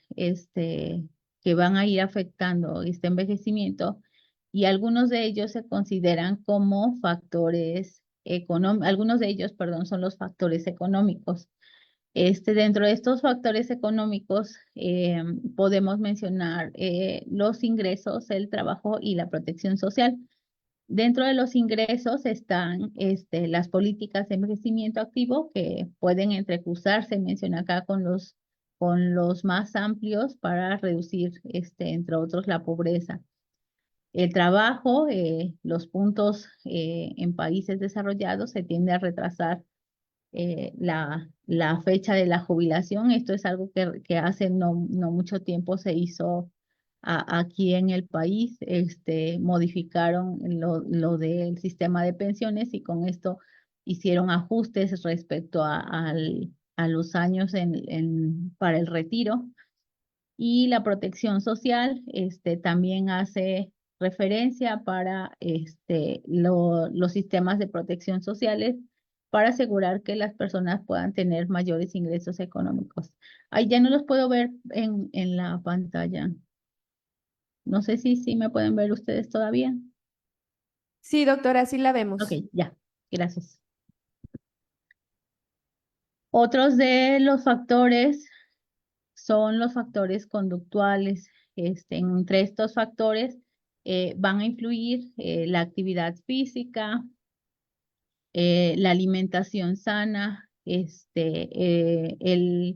evitar o el reducir las conductas como el tabaquismo, el controlar los problemas causados por el alcohol, el evitar conductas como el uso de la medicación, la automedicación, por ejemplo, y el cumplimiento terapéutico y la salud bucal. Eh, esto, esto se considera dentro de los factores conductuales. El apego al cumplimiento terapéutico, el poder ajustarse en mayor medida a los planes terapéuticos que les son establecidos y el que tengan una salud bucal adecuada. En muchas ocasiones, para los adultos mayores, no le dan como mucha importancia a la salud bucal y hay veces que ya tienen pérdida de algunas piezas dentarias y bueno, no les son sustituidas o no les son cuidadas. Y esto puede generar algún otro tipo de problemas gastrointestinales y otro tipo de situaciones. Entonces es importante que pueda compensarse o pueda atenderse pues esta salud bucal. Otros factores importantes que debemos de considerar como parte de estos determinantes son los factores personales. Dentro de estos factores personales está la biología y la genética. Entre estos, debemos de considerar la trayectoria vital de la salud, cómo han sido sus antecedentes, cómo ha sido su historial de vida, qué es lo que qué es lo que ha presentado a lo largo de su vida, si se ha enfermado, cómo se ha alimentado a lo largo de su vida, si es que se ha cuidado, este, eh, en qué medio ha crecido, su estilo de vida, etcétera. Y algunos factores genéticos durante el envejecimiento también menciona, hay algunas capacidades cognitivas que pueden verse afectadas de manera natural. Sin embargo, esto no tendría que verse afectado considerablemente. A menos que haya como alguna condición patológica que pudiera como resaltar.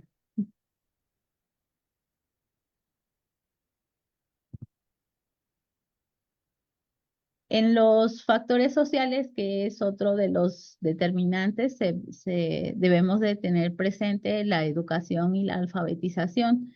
En nuestro medio, estos factores son en alguna medida como cierto punto de desventaja. Por ejemplo, nuestras abuelas, algunas de ellas no tuvieron acceso a la educación porque en aquel entonces la educación solamente era viable para los varones. Ya después, con el paso de los años, ya las mujeres también pudieron tener acceso a la educación, o a veces en el caso de los ingresos eran como tan reducidos en las familias, o las familias eran tan numerosas que no se les podía dar como educación a todos. Y esta educación la tuvieron como ya de manera formal, como ya a edades más avanzadas. Eso tendría que ver con la alfabetización, ¿no? En este caso, bueno, eso se tendría que evaluar. Y los problemas laborales de los trabajadores, también menciona, tienen su origen en la alfabetización relativamente escasa y no es propiamente del envejecimiento. La prevención de la violencia también es otro de los factores sociales que se debe de evaluar o se debe de considerar o valorar como parte de estos determinantes. Y el abuso ya sea físico, sexual, psicológico, económico, así como de la desatención. Esto por parte de las personas que rodean a los adultos mayores, o que puede ser la misma familia o las personas que se encargan de su cuidado. También dentro de estos factores sociales se puede considerar el apoyo social. En este caso, si está presente el aislamiento social y la sociedad en la vejez, si está relacionadas con el bienestar físico y el bienestar mental. Si tiene redes de apoyo, hay algunos grupos de apoyo que hay algunos adultos mayores, perdón, que asisten a algunos grupos de apoyo o que asisten a algunos grupos que, si bien no son como formalmente grupos de apoyo, pero que pueden servirle como grupos como de rescate o grupos de convivencia. Por ejemplo, como no sé, los grupos de oración, los grupos de costura, eh, de lectura. Algunos de estos grupos también les permiten esta convivencia y pueden ser como de mucha ayuda. Algunos otros factores transversales pueden ser la cultura, en este caso, como los valores, las tradiciones culturales también determinan en gran medida la forma en que la sociedad va a envejecer. Otro de los factores va a ser el género. Menciona que los puntos incluyen de modo decisivo el modo en el que envejece, y en muchas sociedades las mujeres tienen una situación social de inferioridad en menor acceso a alimentos nutritivos, como a la educación, en un trabajo gratificante o en servicios sanitarios. Era lo que hace un momento comentaba. Anteriormente esto era muy marcado, ya para los años ya más cercanos, esto ya disminuyó bastante. El acceso a la educación, al trabajo, ya fue mucho más reducido, o bueno, ya se presentó en menor medida, y ya hubo mayor participación, pues, en este caso de las mujeres. Haciendo pues una comparación entre el envejecimiento saludable y el envejecimiento patológico, vemos que en el envejecimiento saludable hay un efecto del paso del tiempo, hay un efecto en el estilo de vida favorable, hay un efecto mínimo o nulo de la enfermedad, y hay mayor reserva funcional o robustez, y esto da una funcionalidad, es decir, las reservas físicas que puede tener el organismo le permiten responder a la enfermedad de una mejor manera. No, el hecho de el envejecimiento saludable no quiere decir que no tenga enfermedades la persona, sino quiere decir que puede convivir con una enfermedad de una manera adecuada. En el caso del envejecimiento patológico, vemos que hay un efecto del paso del tiempo, es decir, la persona se ve físicamente, se ve desgastada. Hay un efecto de un estilo de vida desfavorable. El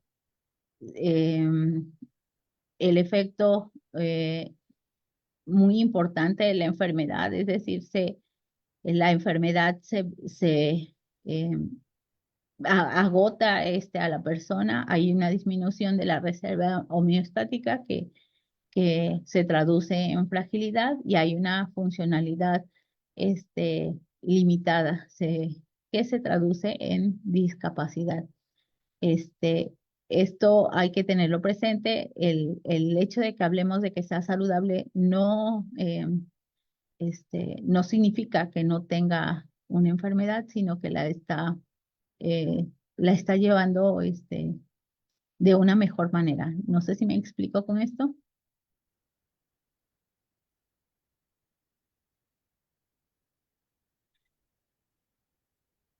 Y, y bueno, para ir cerrando esta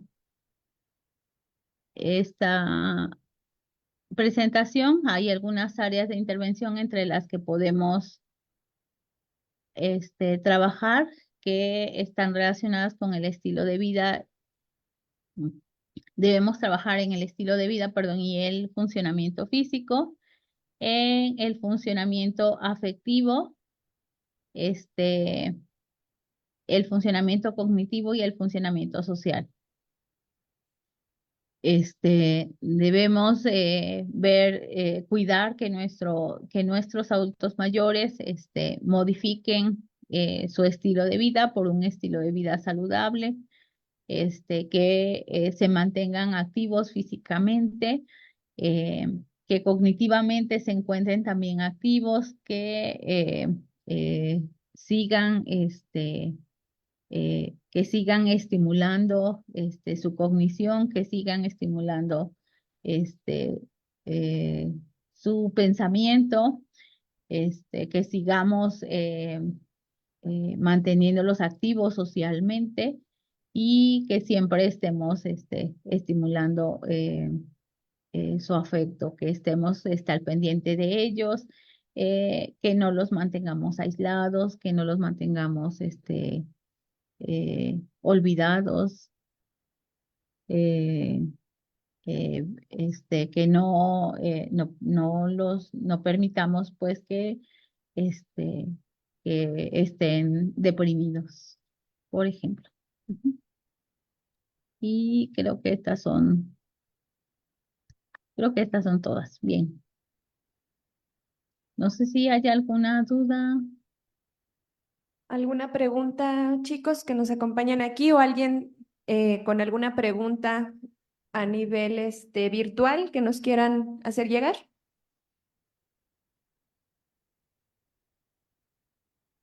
Creo que la doctora Marichuy nos comenta un tema bastante importante que es de suma relevancia al momento de tenerlo presente, al momento de nuestras valoraciones, tanto del área de enfermería como del área de nutrición. Estos determinantes para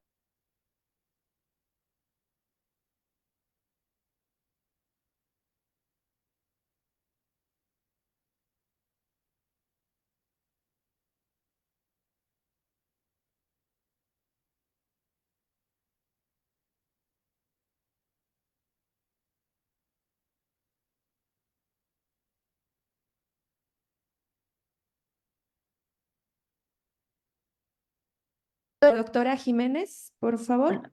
Hola, hola. Perdón que se perdió la conexión un momento. Sí, doctora, vamos a dar paso a la lectura de su constancia. Ah, Agradecerle muchísimo el tiempo. También entendemos que es sábado, la agenda también ya empieza por ahí a saturarse y agradecerle el espacio que nos brindó. De igual manera, la constancia que se la haremos llegar en un momento más a su correo electrónico. Y bueno, la Universidad Autónoma de San Luis Potosí, a través de la Facultad de Enfermería y Nutrición, otorgan la constancia a la doctora María de Jesús Jiménez González por su participación como ponente del tema determinantes del envejecimiento sano y enfermo en el marco de la segunda jornada de actualización en cuidado gerontogeriátrico. Está firmada en la fecha del día de hoy, 7 de septiembre de 2024, por el director de la Facultad de Enfermería y Nutrición. Muchísimas gracias, doctora. Agradecemos muchísimo su tiempo y damos paso a la siguiente intervención. muchas gracias. Un saludo.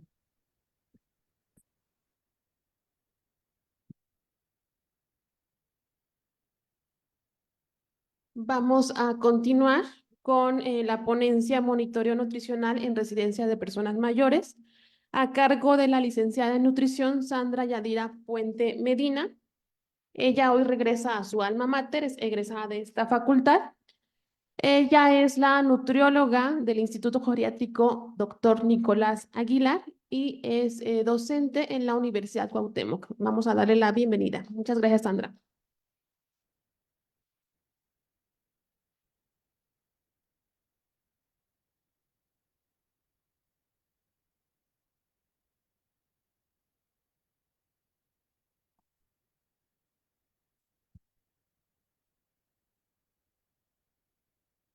Hola, buenos días, chicos, ¿cómo están? Bueno, yo soy docente de servicio de alimentos en la Universidad de Cuauhtémoc, pero me dedico al área de geriatría en lo que es en el Instituto Geriátrico Dr. Nicolás Aguilar.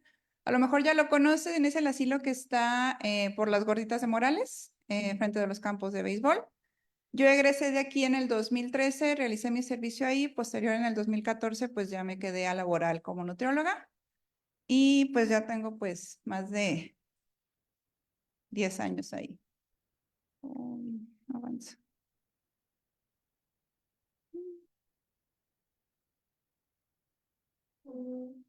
Bueno, ¿qué vamos a ver? En cuanto al monitoreo, en las residencias geriátricas pueden ser tanto estancias de día, valoraciones ya sea para personas que están de manera permanente o que solamente van por una consulta. Esos son los servicios que nosotros mantenemos en lo que es el Instituto Geriátrico. Una residencia de 24 horas, que sea para cualquier tipo de adulto mayor, pues ya sabemos, arriba de 60 años. Una estancia de día, que es como una guardería, va de lunes a viernes por la mañana. Se le ofrecen colaciones, desayunos, algunos, comidas e hidratación y actividades, o consulta externa.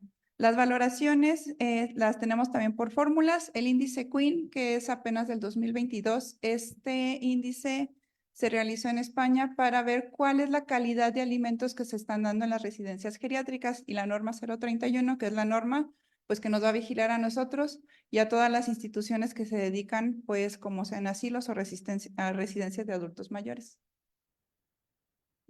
Bueno, como introducción, el pasado 28 de agosto, que fue Día del Adulto Mayor, ya no se les dice viejos, ya no se les dice abuelitos. ¿Por qué? No todos los adultos mayores son abuelos y no todos los abuelos son adultos mayores. Esto a veces les puede causar un poco como de discriminación, entonces se optó por usar la palabra personas adultas mayores, es el término correcto. Les preguntaba a la doctora hace un momento si han pensado en cómo ser cuando sean viejos. Tenemos un futuro no muy prometedor, hablando en manera económica. No es lo mismo la generación de nuestros padres a la generación de nosotros. Nuestros padres tenían una como seguridad económica laboral y pues vivienda, etcétera, tenían como más facilidades que nosotros. Actualmente, pues contamos con, para el 2019, 143 millones de personas adultas mayores, pero para el 2050, que yo ya voy a ser una adulta mayor, voy a pertenecer al 426 millones, o sea, se triplica prácticamente. 1 de cada 4 personas va a ser adulto mayor y en México se va a aumentar la esperanza de vida a 81.6 en mujeres y a 77.3 en hombres.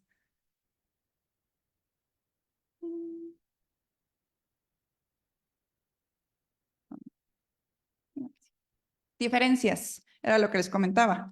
Lenny Kravitz tiene 60 años, es un adulto mayor prácticamente. Diferencias generacionales. Los adultos mayores de nuestra edad ya no se ven como los adultos mayores que nosotros conocemos. Ya nos estamos preocupando más por lo que es la alimentación y el cuidado de la piel. Anteriormente no se preocupaban mucho, por ejemplo, por lo que era la radiación solar. Ahorita ya es muy común que te estén diciendo, usa bloqueador, no te expongas al sol, come bien, hidrátate, cuida tu piel. Nos estamos preocupando por un envejecimiento físico, por un estado físico que esté bien. Y pues la definición, adulto mayor, arriba de 60 años, y un abuelo, pues es una persona que tiene un nieto. Pues es en parentesco ascendente. La que sigue, por favor. El envejecimiento, se habla de varias etapas, envejecimiento psicológico, físico, patológico, geriátrico, pero también hablamos de 2 etapas que a veces no se toman en cuenta. ¿Qué pasa? Por ejemplo, entre los 60 y 74 años, nosotros ya estamos como en una probable jubilación o retiro del nivel laboral.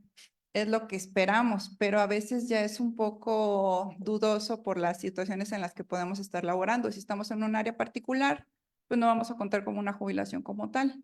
Pues hay mucho, ya entra el nivel económico, se reduce la familia, el grupo familiar. También hay modificaciones generacionales. ¿Por qué? Nuestra generación ya disminuyó el número de hijos. La generación de abajo ya está dudando en tener hijos, tal vez sea uno, algunos realmente ya no lo están viendo factible.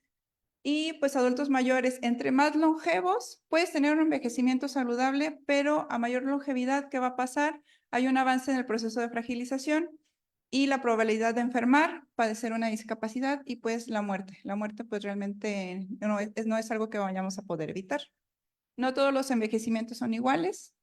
Por ejemplo, aquí, como algún dato que les paso, puedes tener un envejecimiento saludable, pero mi abuelo tenía 96 años, le da un EBC y pasa totalmente a ser una persona discapacitada y dependiente de lo que eran sus hijos.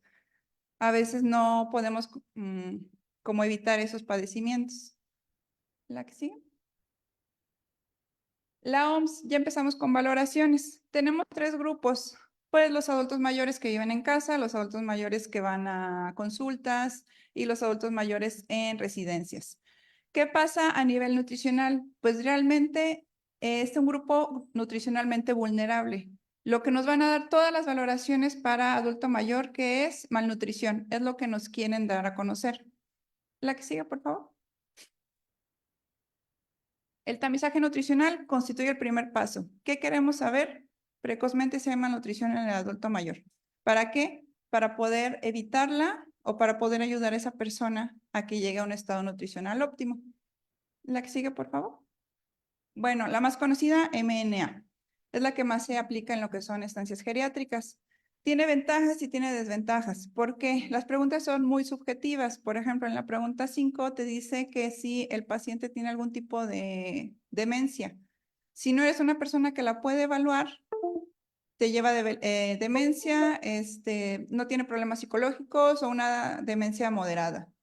En pacientes que tienen alimentación enteral, pues las preguntas también son muy ambiguas porque te preguntas si tienes 3 comidas al día, si te hidratas, los tipos de comidas, si en la dieta no se usan, pues ya empieza a haber sesgos. Se puede monitorear al paciente, la puede evaluar, la puede realizar cualquier personal de la salud, pero se prefiere que sea un nutriólogo. La que sigue, por favor. Tenemos el MOST. Esta es muy rápida. Solamente son esas preguntas. Se recomienda, por ejemplo, en pacientes geriátricos o adultos mayores que están en hospital. Es muy rápida. En la que sigue, por favor. Son solamente 4 preguntas, pero ¿qué pasa? MOST y MNA tienen una confiabilidad similar, pero se basan mucho en el peso. ¿Qué pasa con el IMC de adultos mayores en el peso? Es muy difícil de calcular porque no se pueden parar a veces en lo que son básculas para tomar la talla, están encorvados, no es como lo más ideal y se hace por estimaciones de fórmulas. A veces las estimaciones al no tomarse bien nos van a dar un peso erróneo. ¿Qué pasa con los adultos mayores? Si ustedes van y los atienden, si les preguntan, ¿cuándo fue la última vez que se pesó? Muchas veces te dicen, no sé. No es algo que tengan en mente, no es algo que tengan como del día a diario o de cada cierto tiempo estar pensando en su peso. Se empiezan a dar cuenta hasta que la ropa ya no les empieza a quedar. Y eso ya nos lleva a un problema. Tuvimos una paciente de nosotros en el geriátrico que acude a una valoración en junio, tiene una fractura de cadera por una caída, regresa hasta hace 15 días a continuar con el proceso y la señora había perdido 10 kilos. El familiar ni siquiera se había dado cuenta. La señora podía caminar. Entonces, en ese momento que yo le digo, oye, perdió 10 kilos en menos de 3 meses, eso a nosotros ya es un riesgo de malnutrición. Me dice, es que no me di cuenta hasta ahorita que le puse el pantalón. Porque todo su proceso de recuperación y en hospital usó bata la señora. Y realmente los cuidadores, a veces por tener otro tipo de, pues, encargos, tienen hijos, tienen trabajo, dejan como al cuidado muy a medias y no les ponen mucha atención. La que sigue, por favor. Aquí, por ejemplo, en esta encuesta ya empezamos a ver otro tipo de preguntas que a veces no se hacen.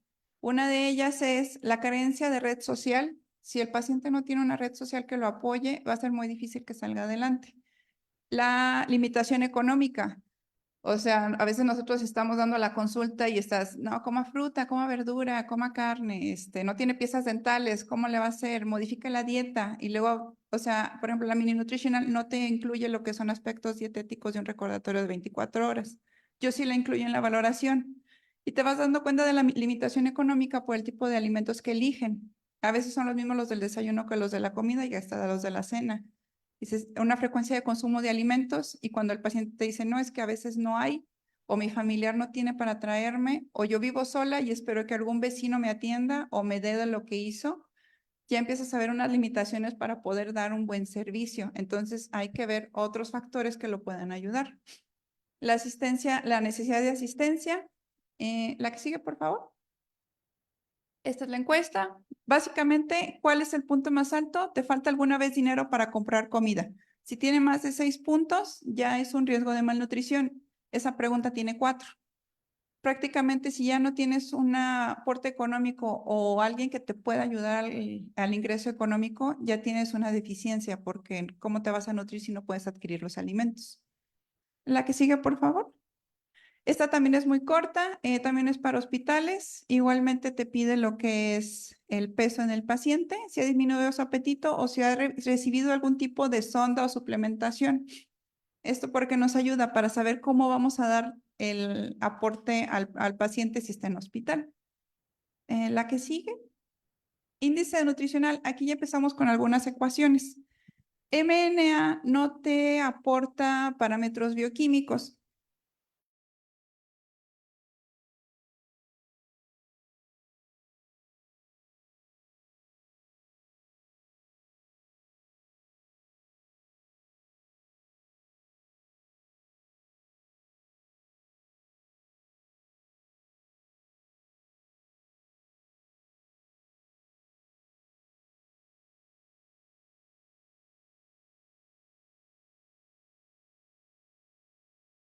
Y esas van a ser las categorías en las que se va a salir el paciente. Puedes usar varias valoraciones, sí. Se recomienda usar, por ejemplo, MNA, esta como para complementar. Otra que vamos a ver que se llama CONUTS, que es control de nutrición. La que sigue, por favor. Esta es la herramienta de tamizaje de riesgo nutricional denominada NRS. Se recomienda principalmente cuando no es posible emplear MNA. ¿Qué pasa con MNA? Las preguntas pues son directamente al cuidador o directamente al paciente. Si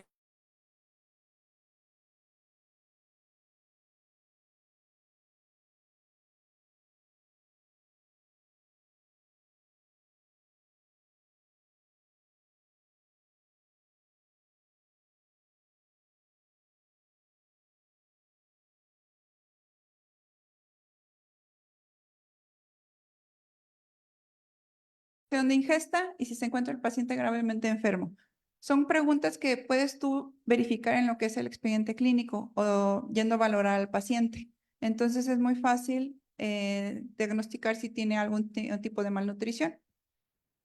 La que sigue.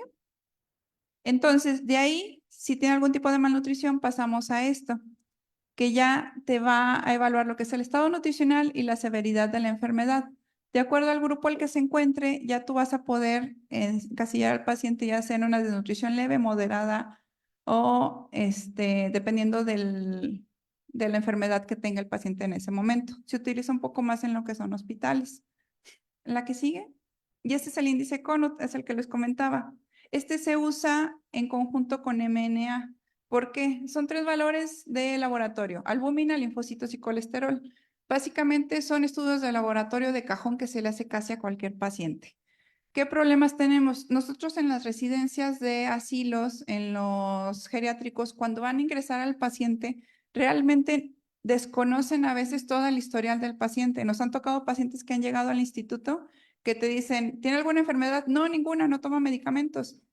Pero nosotros contamos con filtros. El primer filtro es la enfermera que va a tomar signos vitales, glucosa y presión arterial. Resulta que el paciente que no tenía nada y no tomaba medicamentos tiene glucosas de 300, la presión súper alta, se empieza a sentir mal, tiene ya problemas de demencia y pues empiezan como los sesgos, ¿no? Te empiezan a comentar, no, es que no lo hemos llevado al médico, no sabíamos, es que no vivía conmigo, vivía con mi hermana, la teníamos en un asilo, de un asilo la pasamos a otro. Entonces, a veces no es que no padezcan enfermedades, es que no se les han detectado. Ya de ahí pasa a las otras áreas que nosotras servimos. Pasa con el médico, del médico pasa conmigo. ¿Qué pasa también? Exámenes de laboratorio recientes se les solicitan a lo que son los adultos mayores, pero los más recientes pueden tener 3, 4 años de que no se los han vuelto a hacer desde ya hace bastante tiempo, si es que el médico no se los solicita. Entonces, ya teniendo esos, se le solicitan laboratorios actuales, regresa el paciente y ya se le entrega como una valoración completa. La que sigue, por favor. Aquí, por ejemplo, nos habla de los 3 parámetros, clasifica el riesgo, las ventajas son laboratorios presentes en cualquier historia clínica. Cualquier historia la va a tener. Las desventajas, la baja especificidad y su limitante para su diagnóstico. ¿Por qué? Esta la podemos usar en conjunto con otras, porque si la usamos solamente y tiene una albúmina baja, el paciente tiene edema o tiene algunas alteraciones en los bioquímicos, nos va a dar un mal pronóstico. La que sigue, por favor. Sarcopenia en adulto mayor. Pues sí es muy común. Realmente los pacientes ya, por ejemplo, cuando están postrados en silla de ruedas, ya es muy difícil que empiecen a hacer movimientos de rehabilitación, empiezan con úlceras por presión, movimientos de fuerza. Este tipo de escalas sí se recomienda pues que se hagan con algún terapista, alguien que esté en terapia física, que nos pueda ayudar a hacerlas como con más cuidado y que el paciente pueda desempeñarlas bien. Nos habla de fuerza, asistencia al caminar, levantarte de una silla, subir escaleras y si ha tenido caídas. Las caídas desde tu propia altura te pueden generar una fractura de cadera. La fractura de cadera sí es muy grave. Por ejemplo, levantarse de una silla para nosotros es muy simple ahorita que estamos aquí, pero para adultos mayores ya es apoyarse. Si es realmente sin apoyarse, ¿cuántas veces se puede parar? ¿Cuántos pasos puede dar? Regresar y sentarse sin ayuda. Para ellos es muy difícil hasta subirse a una báscula y son 5 centímetros a veces que es de altura. La que sigue, por favor. La valoración global subjetiva, bueno, esta ya es la valoración pues más amplia que se le hace a los residentes. ¿Qué nos va a dar? Clasificación bien nutridos, desnutrición leve o moderada, desnutrición severa. La historia de pérdida de peso. Aquí a veces tenemos problemas porque no tienen un historial, no saben cuándo fue la última vez que se pesó, no saben cuánto pesa actualmente. Cambios en la ingesta, esto puede ser por alguna patología, por pérdida de piezas dentales. Cuando los pacientes empiezan a adelgazar mucho, ¿qué pasa? Las placas ya no les quedan porque empiezan a adelgazar. Entonces les genera dolor porque empiezan a raspar, se las quitan y tienen que cambiar la alimentación. Y a veces es la pelea entre el cuidador primario y el adulto mayor de por qué te las quitas si es lo que te ayuda a comer, pero no saben que les está generando más dolor que la ayuda que tienen. Capacidad funcional, diagnóstico de enfermedades y características físicas del paciente. La que sigue, por favor. Bueno, es esta valoración. Cambios en la dieta, por qué, se ha hecho ayunos, líquidos, cuánto tomas, síntomas gastrointestinales. A veces para ellos es muy común, estoy distendido, tengo diarrea, la consistencia de las heces o hasta un estreñimiento crónico. Tenemos varios pacientes con estreñimiento crónico. ¿Por qué? Baja como esa sensibilidad a la hidratación. Son pacientes que no quieren tomar agua, sobre todo en temporada de frío o con estos climas, te dicen es que no quiero tomar agua, no se me antoja. Y son pacientes que están pues muy deshidratados. La capacidad funcional, también si necesitan ayuda para alimentarse, quién los ayuda, cómo los ayudan, enfermedades relacionadas con los requerimientos, enfermedades por ejemplo como el Parkinson, ictus, o sea, pacientes que empiezan a bajar la ingesta o que necesitan mayor aporte de calorías como un cáncer, un EPOC, etcétera. Hay que valorarlos bien. La que sigue, por favor. Y aquí continúa la pérdida de peso y los diagnósticos para el paciente. Bueno, la que sigue. El método GLIM, este método se utiliza también con pacientes y pues adultos mayores, pero en compañía de lo que son terapeutas físicos. ¿Por qué? En la última parte dice reducción de la masa muscular. Nos habla de métodos de evaluación válidos. Ellos nos pueden ayudar ya sea con peso, ya sea con un dinamómetro o con algunas pruebas de fuerza para saber si el paciente pues tiene algún problema de estos. Esta prueba está todavía como, es nueva, es del 2019, tiene algunos sesgos, aún no se ha estudiado del todo, pero si se va a utilizarse, por eso se recomienda que esté con algún terapeuta o con alguna persona que nos pueda ayudar y que esté acompañada de algún otro tipo de valoración que ya pues esté bien estandarizada. La que sigue.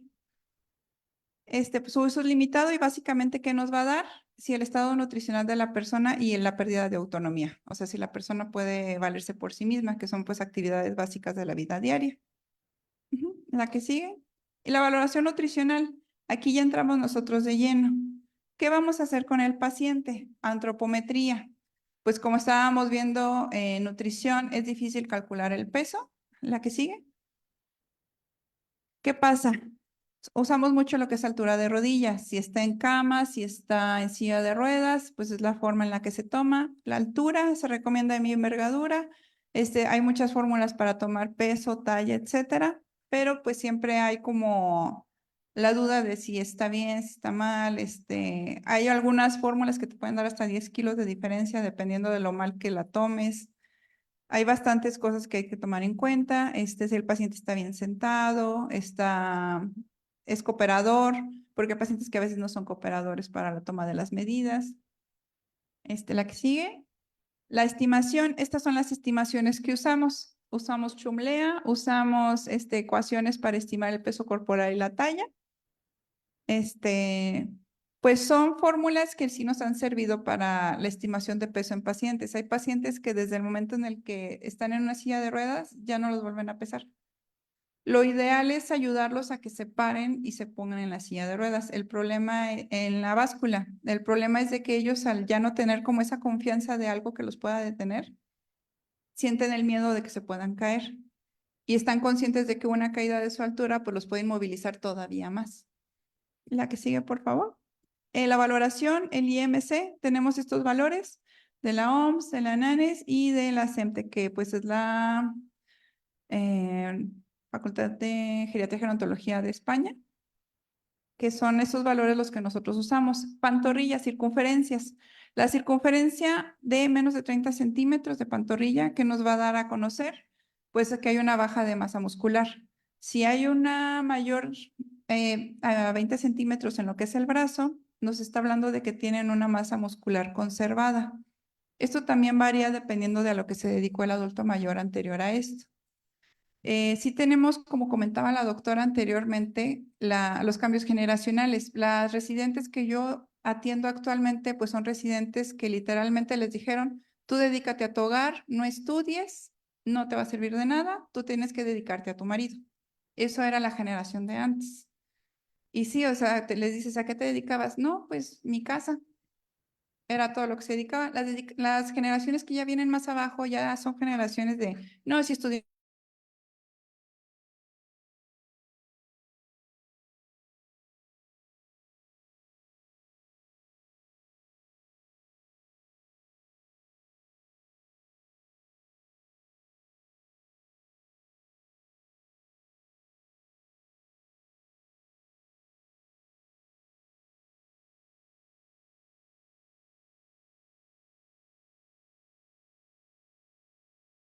¿Tienen 10 hijos?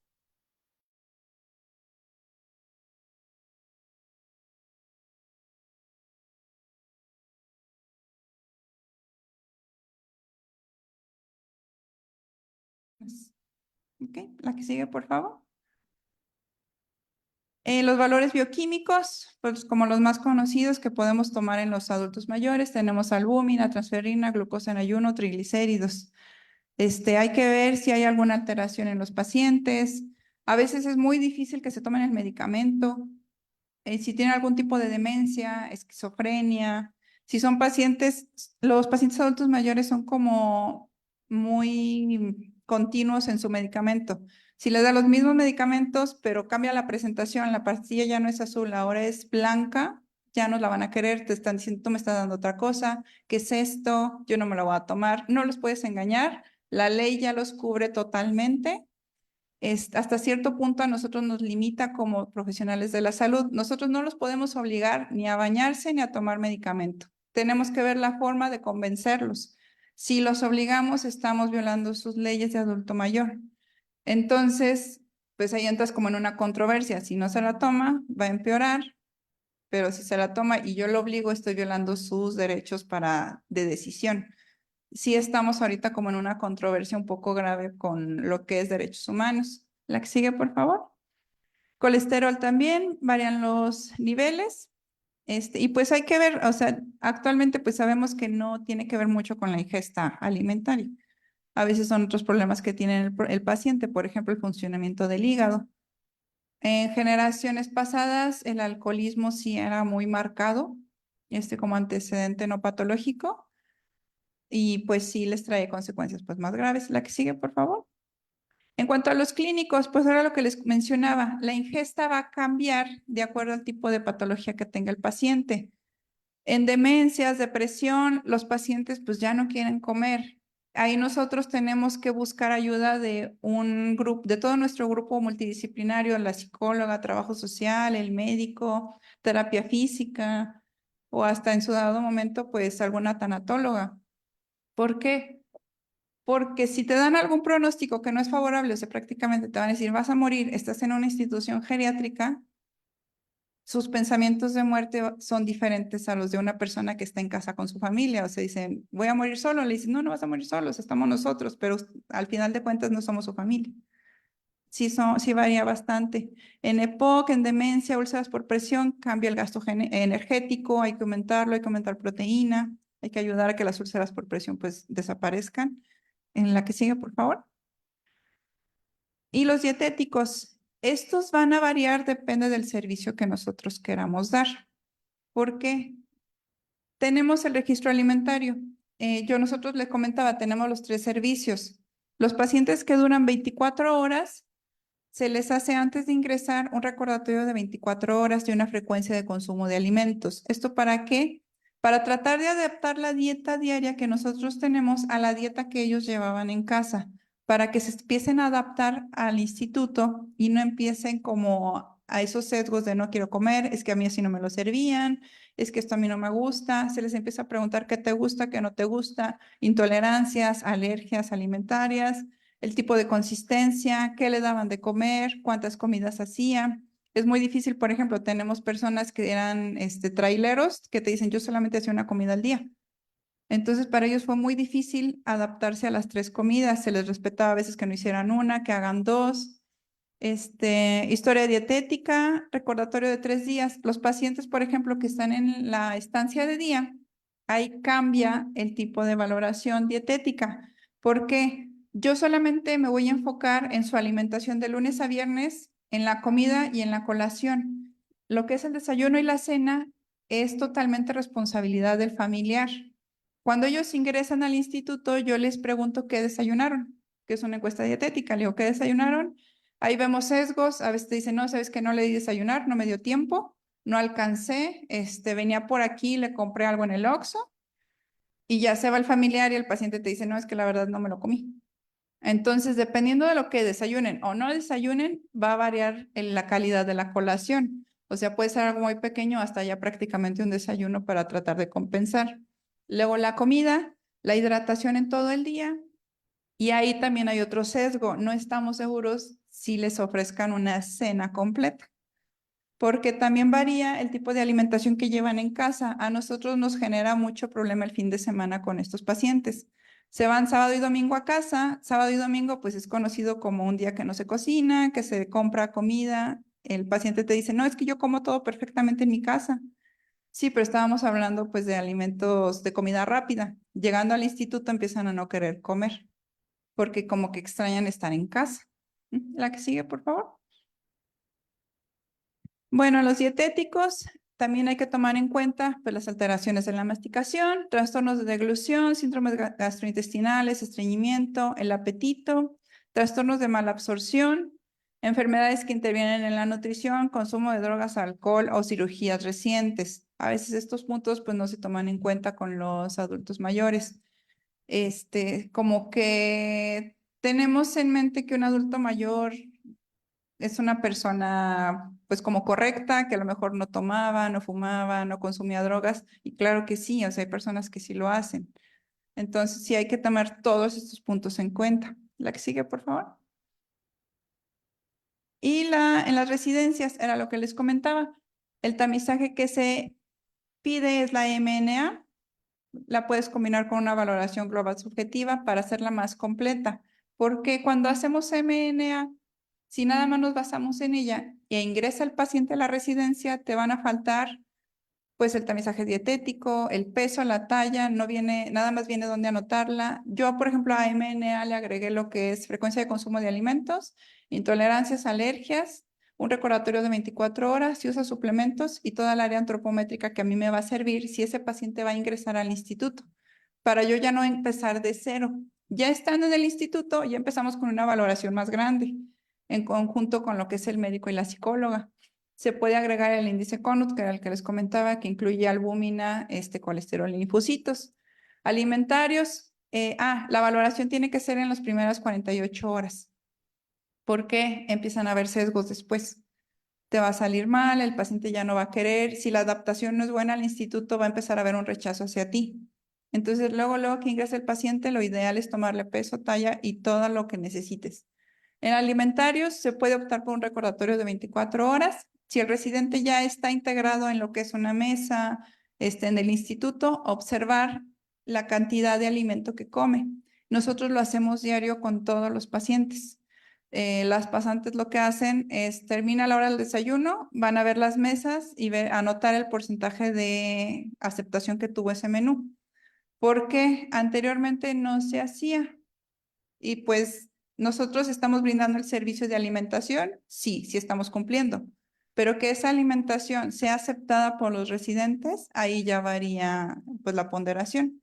Tiene que ser un alimento que sea rico, que sea nutritivo y pues que sea fácil digestión para ellos, fácil de masticar. Antropométricos, los que le contaba, circunferencia de pantorrilla, circunferencia de brazo, largo de pierna, en mi envergadura, en algunos pudieran tomar cintura y cadera, pero sí es un poco difícil. La que sigue, por favor. Bioquímicos, composición corporal, bioimpedancia. Aquí a veces te habla de que puedes parar a un adulto mayor en bioimpedancia, que son las básculas. El problema es que, pues la bibliografía, ¿qué te dice de la bioimpedancia? Que tienes que estar derecho, parado, sostenido, si es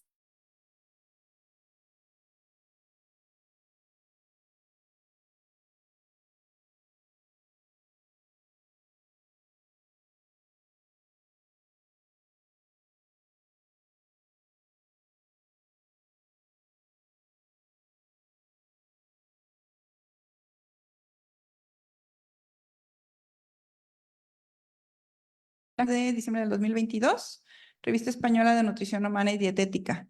¿Qué es lo que hizo? Valorar las dietas dadas en residencias de adultos mayores.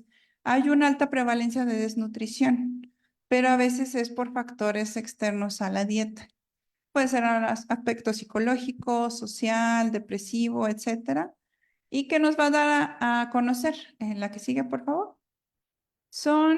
El índice es muy sencillo, se basa en lo que es la dieta mediterránea, porque pues fue hecho en España. ¿Qué nos va a dar a conocer? Son 15 grupos de alimentos.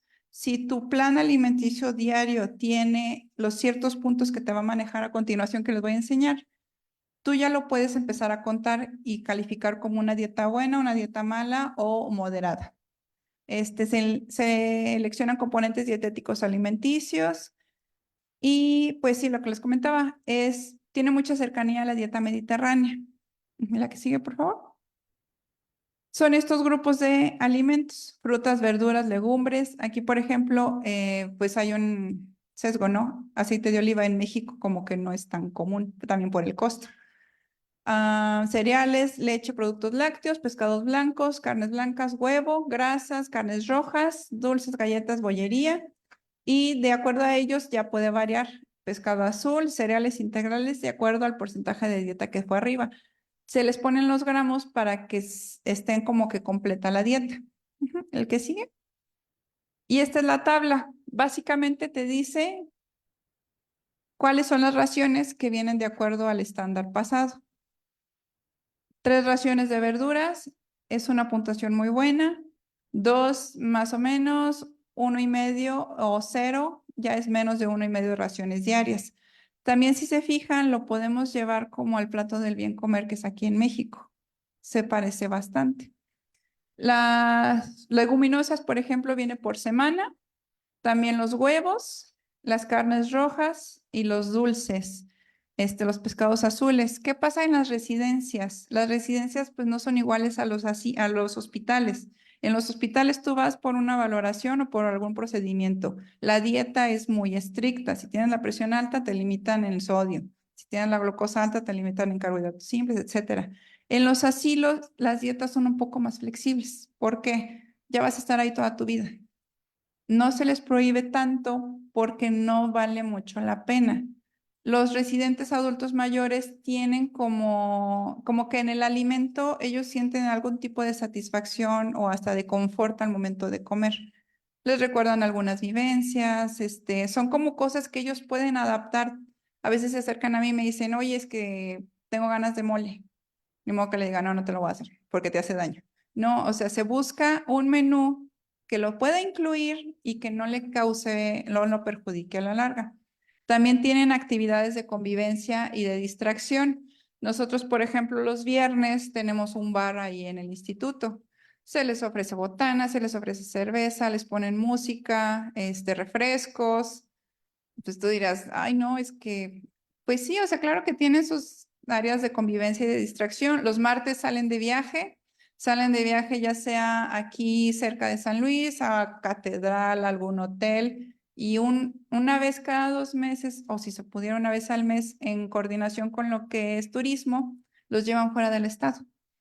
No a todos, pero sí a la mayoría. Se les evalúa claramente, o sea, si eres una persona en silla de ruedas, pero que tienes incontinencia, quieres ir, es un viaje de tantas horas, no, me voy a sentir muy incómodo, mejor no. No, mejor. Y entonces nosotros empezamos a ver a quién puede ir, se acercan a mí, se les da alguna colación, dependiendo del viaje. Ahora que fue la feria, como el asilo es de gobierno, los invitaron a la feria. O sea, que si querían ir a ver a Julián, no, pues te doy 10 pases, vete hasta el frente. Entonces, o sea, tienen bastantes actividades de convivencia, la verdad. Los invitaron a la muestra gastronómica, al patinaje. Entonces, sí tienen como que actividades de distracción que los hace olvidar como que los pusieron en un asilo, ¿no? Que al fin de cuentas sí es algo a veces un poquito triste. La que sigue, por favor. Bueno, de acuerdo a la puntuación de tu menú, te va a dar la siguiente calificación. La que sigue. Que son estas. Sumando todos los puntos de 0 a 45, son como que los puntos que puedes sacar. Y te va a decir muy baja de 0 a 8 puntos, baja de 9 a 17, moderada de 8 a 16 y buena de 27 a 35 puntos, muy buena arriba de 36. El estándar no te pide que sea muy buena la dieta, no es tan estricto. Te dice, hay que aplicarlo cada 3 meses al menú que se está ofertando en el asilo.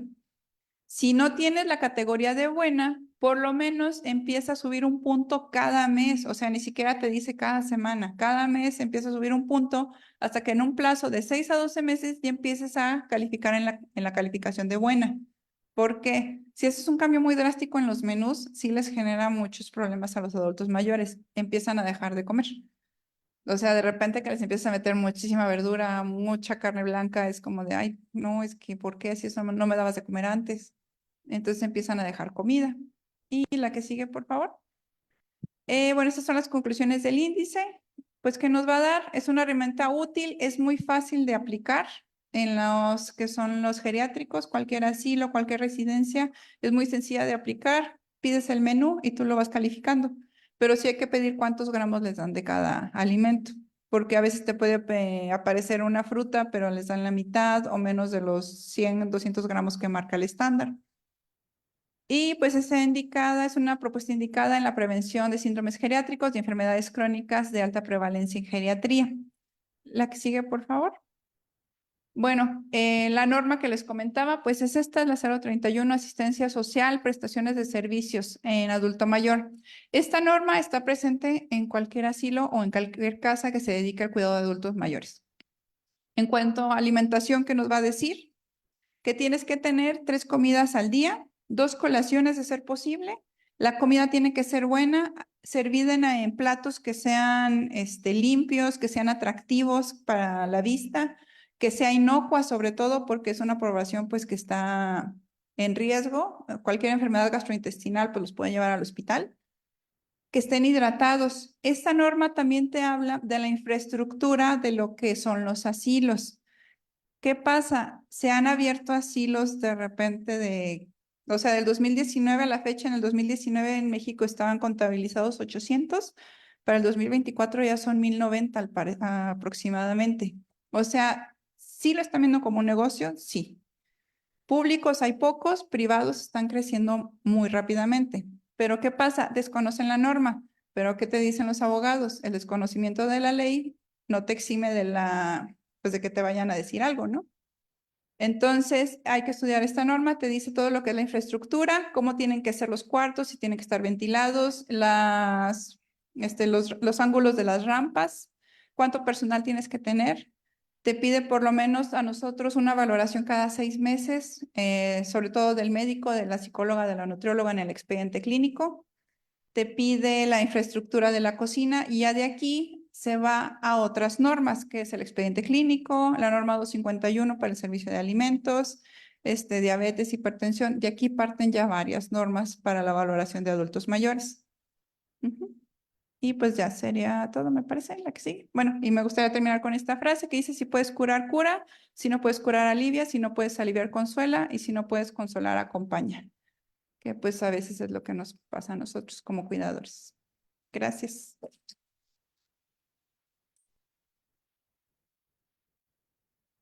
¿Alguna duda que tengan? No. Agradecemos a Sandra y hago lectura de la constancia. La Universidad Autónoma, a través de la Facultad de Enfermería y Nutrición, otorga la presente constancia a la licenciada en Nutrición Sandra Puente Medina por su participación como ponente en el tema monitoreo nutricional en residencia de personas mayores en el marco de las segundas jornadas de actualización de cuidado gerontogeriátrico. Muchas gracias, Sandra.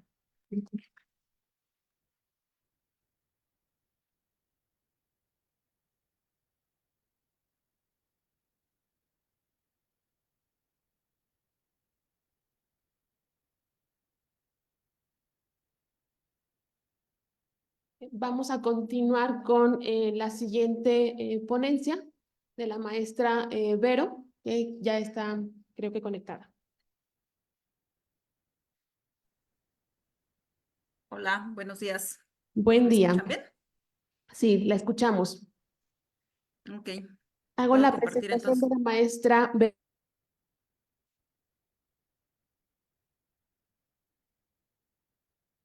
¿Puedo empezar ya a compartir la pantalla?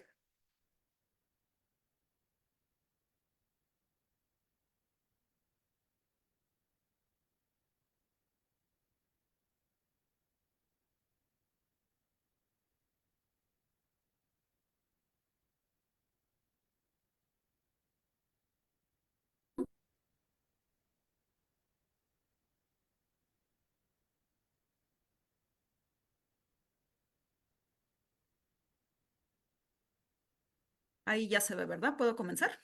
Sí, ya se ve. Ok, bueno, pues vamos a continuar con el programa del día de hoy. Entonces, muchas gracias por la invitación a la universidad y a la facultad en estas segundas jornadas. Espero que les esté yendo muy bien y que estén pues aprendiendo mucho, ¿no? De todo el tema que implica. A mí me pidieron compartirles el tema que estamos trabajando nosotros desde el instituto, que es sobre atención integrada para personas mayores, basado en las guías ICOP de la OMS. Este es el contenido que vamos a manejar a grandes rasgos, aunque en muy poquito tiempo nos vamos a ir muy rapidísimo con estos contenidos.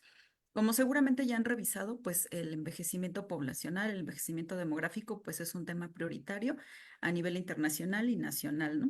Cuando nos comparamos a nivel internacional, pues vemos la diferencia, ¿no? De tiempo y de preparación que tuvo una población para duplicar el porcentaje de personas mayores. Entonces, en esta imagen, pues lo que vemos es el tiempo que le tomó a ciertos países pasar del 10 al 20% de población de personas mayores. Y pues vemos unas grandes diferencias, ¿no? Francia empezó su transición en 1850 y la terminó en 1995. O sea, tuvo muchos años en esa transición. Reino Unido, 1901 a 1980, o sea, 80 años para prepararse en ese cambio, ¿no? El caso de Japón y, bueno, el interesante caso de México, ¿no? Que se inició en 2015 y vamos a terminar esta transición en el 2040. Entonces, son muchos menos años para esta duplicación de la población de personas mayores. En México sabemos que ya representa casi el 13% de la población a nivel nacional de personas mayores y pues tenemos que reconocer en todos nuestros contextos que estamos hablando de personas diferentes, ¿no? De un grupo heterogéneo diverso, que quién es la persona mayor, el grupo de personas mayores o quiénes somos en lo individual. Está determinado por muchos factores, ¿no? La herencia genética sí es muy importante, pero sabemos que también ahora es mucho más determinante la epigenética, ¿no? Lo que ocurre arriba de los genes, que es todo el entorno, y eso lo determina pues desde el ciclo en el que vivimos toda la vida, no nada más la vejez, sino desde la infancia, las conductas, si la persona hace ejercicio, cuál es la alimentación, todo lo que veíamos de alimentación, control de peso, los hábitos, ¿no? Todo lo que nos determina. Y por supuesto el acceso a servicios de salud, ¿no? Sí, tuvimos oportunidad de vacunación, de servicios de emergencia, de actividades preventivas, etcétera, pues todo eso determina también un curso de vida distinto, ¿no? Esta información está basada en un boletín que se publicó en el 2022. Pero a mí lo que siempre les digo mucho es que, o sea, nos invita, ¿no? Por un lado nos dice qué necesitamos para mejorar la atención de las personas mayores y de las primeras premisas dice, los servicios de salud de nuestro país requieren comenzar cuanto antes. En realidad, yo les comento mucho, pues esto fue ayer, ¿no? O sea, el mejor momento para hacerlo fue hace 5 años, 10 años, 20 años, prepararnos con anticipación, ¿no? Ahorita en realidad pues es antes, ¿no? O sea, empezar cuanto antes porque ya la transición está dada, ¿no? Ya está ocurriendo. Algo que en el instituto hemos comentado mucho es adaptar, ¿no? O sea, no se trata de crear cosas nuevas, de crear nuevos modelos, de crear cosas nuevas, sino de lo que ya se está impartiendo o de lo que ya se está dando en las instituciones, a adaptar esos procesos a los diferentes niveles de atención con los recursos que se requiera, por supuesto. O sea, sí requiere pues un presupuesto finalmente, ¿no? En todos los ámbitos, como ya bien decía el anterior ponente, ¿no? Terminando en la frase, o sea, lo que podemos hacer en el área curativa es muy importante, en rehabilitación también, pero por supuesto que también en la parte paliativa, ¿no? En el acompañamiento al final de la vida, pues también ahí hay un campo de intervención, ¿no? Y sabemos que por las características de nuestra población, pues todavía tenemos un tema muy pendiente a nivel preventivo, ¿no? Entonces, en prevención podemos hacer mucho también. Y bueno, entonces dirigir esas estrategias a el enfoque de envejecimiento. Entonces, ¿a nosotros qué nos toca? Nos toca responder, ¿no? Nos toca responder a ese desafío. Yo creo que les quede claro siempre que la vejez no es un problema y no es una carga. O sea, lo que nosotros, o esos discursos o esos lenguajes que de repente manejamos hacia que es un problema o una carga, no, o sea, en realidad es una oportunidad, es algo bueno que se ha dado gracias al sistema de salud, pero no es, o sea, no es un problema o es una carga. Estamos hablando de un proceso integral, amplio, dinámico, que implica muchas dimensiones, pero sobre todo que estemos hablando de una oportunidad, o sea, que vean el reto y que vean la oportunidad de intervenir, de incidir en estas actividades, ¿no? Y entonces, pues bueno, se promulga o se decreta la década del envejecimiento saludable en el del 2021 al 2030 por las Naciones Unidas. Se definió, ¿no? El diseño del envejecimiento saludable como esta iniciativa internacional que lleva a que todos hagamos algo, ¿no? Desde las políticas, las estrategias, los gobiernos, las instituciones, etcétera, para incidir en este envejecimiento saludable. ¿A qué nos referimos cuando hablamos de envejecimiento saludable? Esta es como la premisa del modelo, ¿no? El proceso de fomentar y mantener la capacidad funcional que permite el bienestar en la vejez, ¿no? Es como la premisa básica de envejecimiento saludable, fomentar y mantener la capacidad funcional. ¿Capacidad funcional a qué se refiere? Se refiere a la relación que hay entre la capacidad intrínseca y el entorno. La capacidad intrínseca se refiere a pues, los componentes físicos, a los atributos de cada persona en el ámbito físico, psicológico, de genética, etcétera. Pero como ya relacionados con el entorno, estamos hablando de capacidad funcional.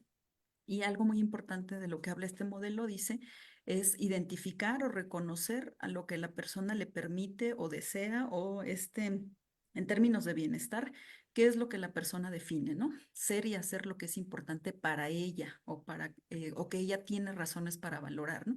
Entonces también aquí nos habla de esa diversidad y de reconocer que cada persona es distinta y que cada persona tiene una prioridad y una necesidad en particular y que no es algo homogéneo para todos, ¿no?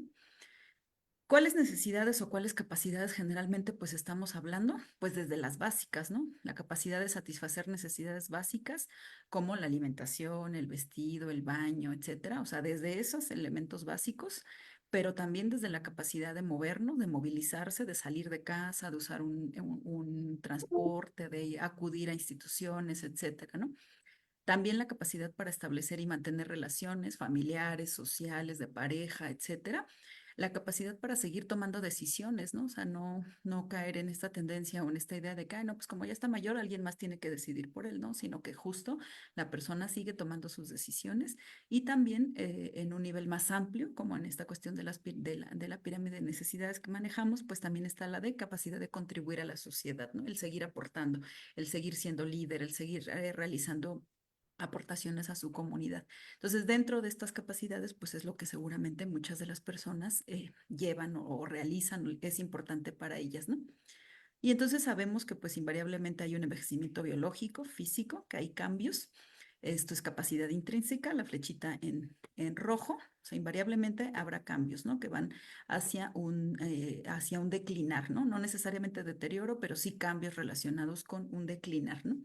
Pero la capacidad funcional se puede mantener todavía más alta o más arriba o en esta curva por el entorno, si el entorno es facilitador, ¿no? Si hay acceso a servicios, si hay actividades preventivas, acompañamiento, centros de día, etcétera, pues todo eso ayudará a que la capacidad funcional se mantenga por arriba de estos cambios físicos, ¿no?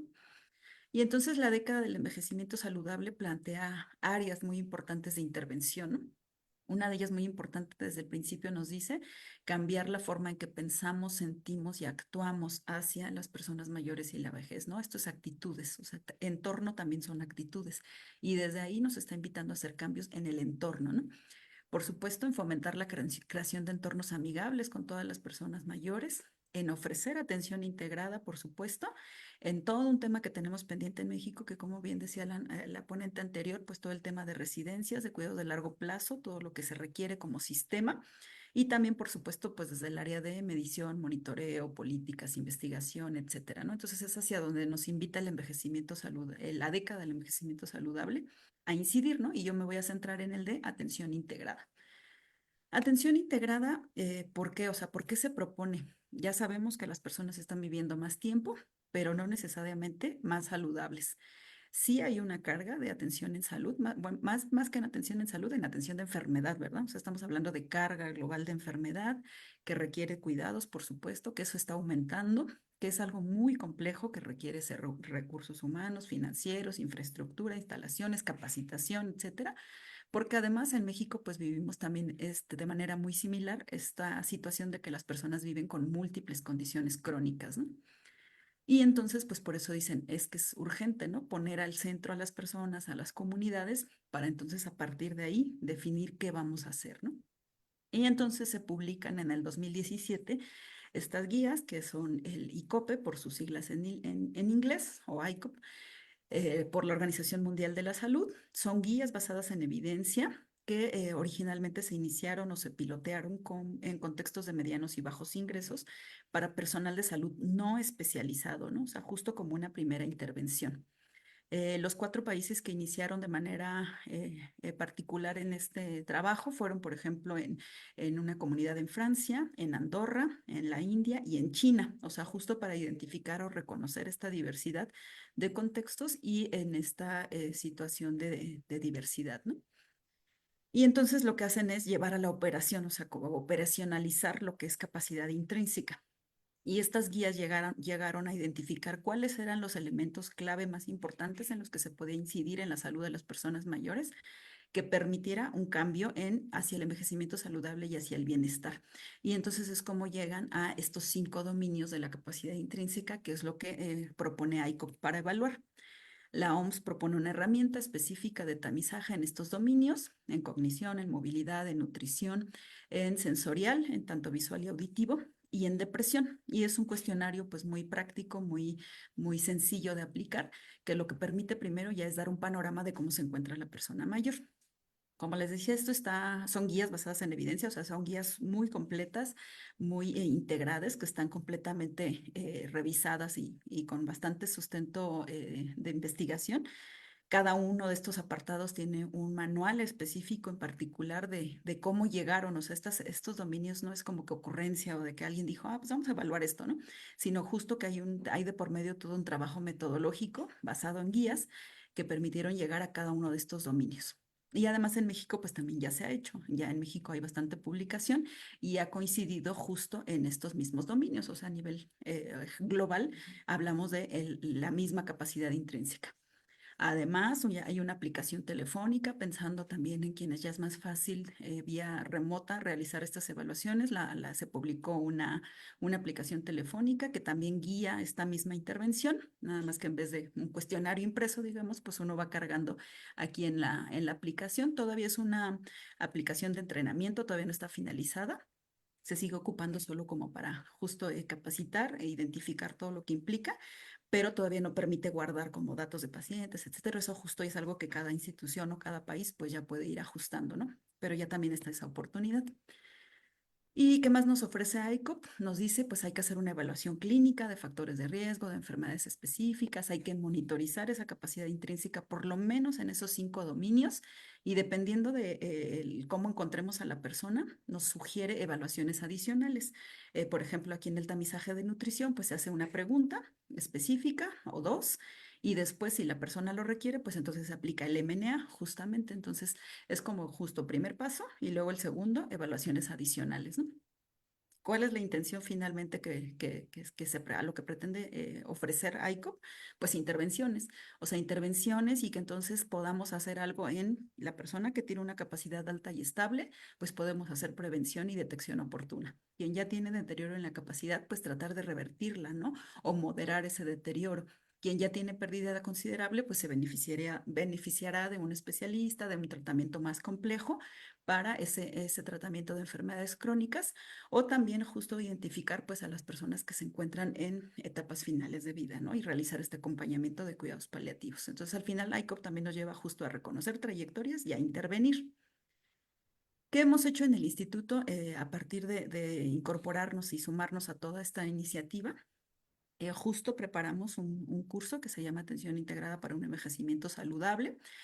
Creamos un poquito a manera de réplica lo que nosotros entendíamos y cómo lo íbamos a bajar a las intervenciones, o sea, ante la necesidad apremiante del envejecimiento poblacional y demográfico que ya se vive en México y del poco tiempo de preparación que teníamos, dijimos, bueno, sí, efectivamente, hay que hacer una búsqueda rápida de personas con capacidad intrínseca disminuida. Tamizaje, o sea, hay que tamizar al mayor número de población para identificar aquellas que justo se van a beneficiar de una evaluación más completa, una valoración gerontogeriátrica integral que requiere mayores recursos, mayor capacitación, un personal más especializado, pues esa persona se beneficia más de esa evaluación y a partir de ahí, entonces diseñar planes específicos. Habrá quien requiera ejercicio multicomponente, habrá quien requiera apoyo nutricional, habrá quien requiera el apoyo ya a las personas que cuidan, habrá quien requiera estimulación cognitiva o apoyo psicológico y entonces pues hacemos esa derivación de las intervenciones justo ya más focalizadas. Entonces nos sumamos con esta misma visión al modelo y lo que hicimos fue adecuar nuestra oferta educativa. Desde el área de enseñanza, nuestra oferta de cursos justo está paralela a esta intervención. Nuestros cursos están apegados justo a estos dominios y además elaboramos un manual para mayor facilidad y mayor impacto. Hay disponible curso presencial, hay disponible curso en línea, pero para quien no pueda acceder por tiempo, por recursos tecnológicos, etcétera, pues también hay un manual que puede guiar un poco hacia esta intervención y entonces que sea más fácil el uso de esta herramienta. Entonces, y todo esto es de manera gratuita. Nosotros iniciamos el curso presencial desde el 2017. En cuanto conocimos las guías, hicimos un proceso pedagógico para crear el curso. Y bueno, con la pandemia pues se denotó mucho más el hacer cursos virtuales y entonces hicimos los primeros cursos en línea. Dentro de la región fuimos los primeros en llevar a cabo estos cursos de estas guías y entonces nos solicitaron justo crear más cursos para nivel Latinoamérica. A través de la OMS, justo la OMS dijo, bueno, ustedes ya tienen el curso, vamos a llevarlo a otras regiones con esa misma metodología. Hicimos un curso para Costa Rica, un curso para Argentina y un curso para Chile. Y bueno, después ya hemos seguido todavía haciendo más para a nivel nacional con el IMSS, con el ISSSTE, con el DIF, con Senapresa y con otras instituciones, para justo que todos estemos hablando de lo mismo cuando hablamos de AICO. Hicimos un ajuste en la herramienta, hicimos trabajo de campo, aquí ya no les puse las fotografías, pero hicimos trabajo de campo en Ciudad de México para identificar si la herramienta era completamente viable a lo que nosotros realizábamos. Y la modificamos. Originalmente, la herramienta de la OMS evalúa cognición, nutrición, el aspecto sensorial, psicológico y movilidad, pero nosotros en las regiones, bueno, en las comunidades en las que estuvimos yendo, pues nos dimos cuenta de cómo el entorno a veces es mucho más determinante, ¿no? También, y agregamos una pregunta de entorno. Entonces, pasamos de hablar de la capacidad intrínseca a la capacidad funcional, porque lo vinculamos con entorno. Y entonces hicimos una herramienta que se quedó igual en 10 preguntas o 10 ítems, pero que abarca ya entorno. Y se cambió después, esto es un último cambio que se acaba de hacer este año, el semáforo. Nosotros habíamos creado un semáforo justo para priorizar en relación al número de dominios que estaban, que tenían alguna afectación. Si había 3 o 4 con algún deterioro, pues se consideraba prioritario. Sin embargo, justo a partir de estos trabajos a nivel de campo, una pasante de una maestría, bueno, una maestriante en salud pública, hizo la validación del semáforo, pero por dominios, para ver justo cuál dominio eran los prioritarios más que por número, qué dominios. Y entonces se cambió este semáforo y entonces ahora manejamos en el cual si la persona muestra o estamos ante una probable sospecha de deterioro cognitivo o de limitación de movilidad, eso ya es prioritario, ¿no? Eso pasa como en automático al semáforo rojo. Por encima de los demás, ¿no? Entonces esto también está. Lo que creo que todavía no se publica es en revista, pero su tesis ya está y entonces también esto ya lo bajamos como a una intervención más concreta, ¿no? Entonces, bueno, creo que me fui hasta muy rápido. Esto es lo que hemos hecho con el ICOP.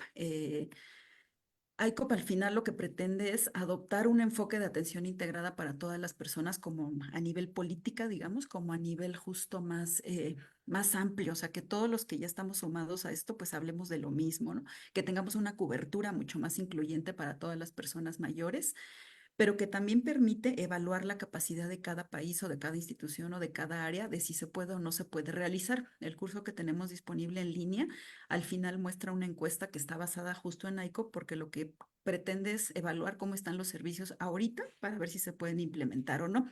Eso es algo muy interesante que también a nivel país pues vamos a tener disponible ya esa información. Por supuesto que se requiere capacitarnos, ¿no? O sea, esto no es como que tan fácil como para ya tenerlo y aplicarlo. Sí se requiere una capacitación. Esa capacitación pues está disponible en el caso del instituto en línea de manera gratuita y además por otras instituciones como el IMSS, el ISSSTE, el DIF, etcétera. Todos están haciendo justo una capacitación importante para que todos a nivel salud y social pues estemos hablando de lo mismo.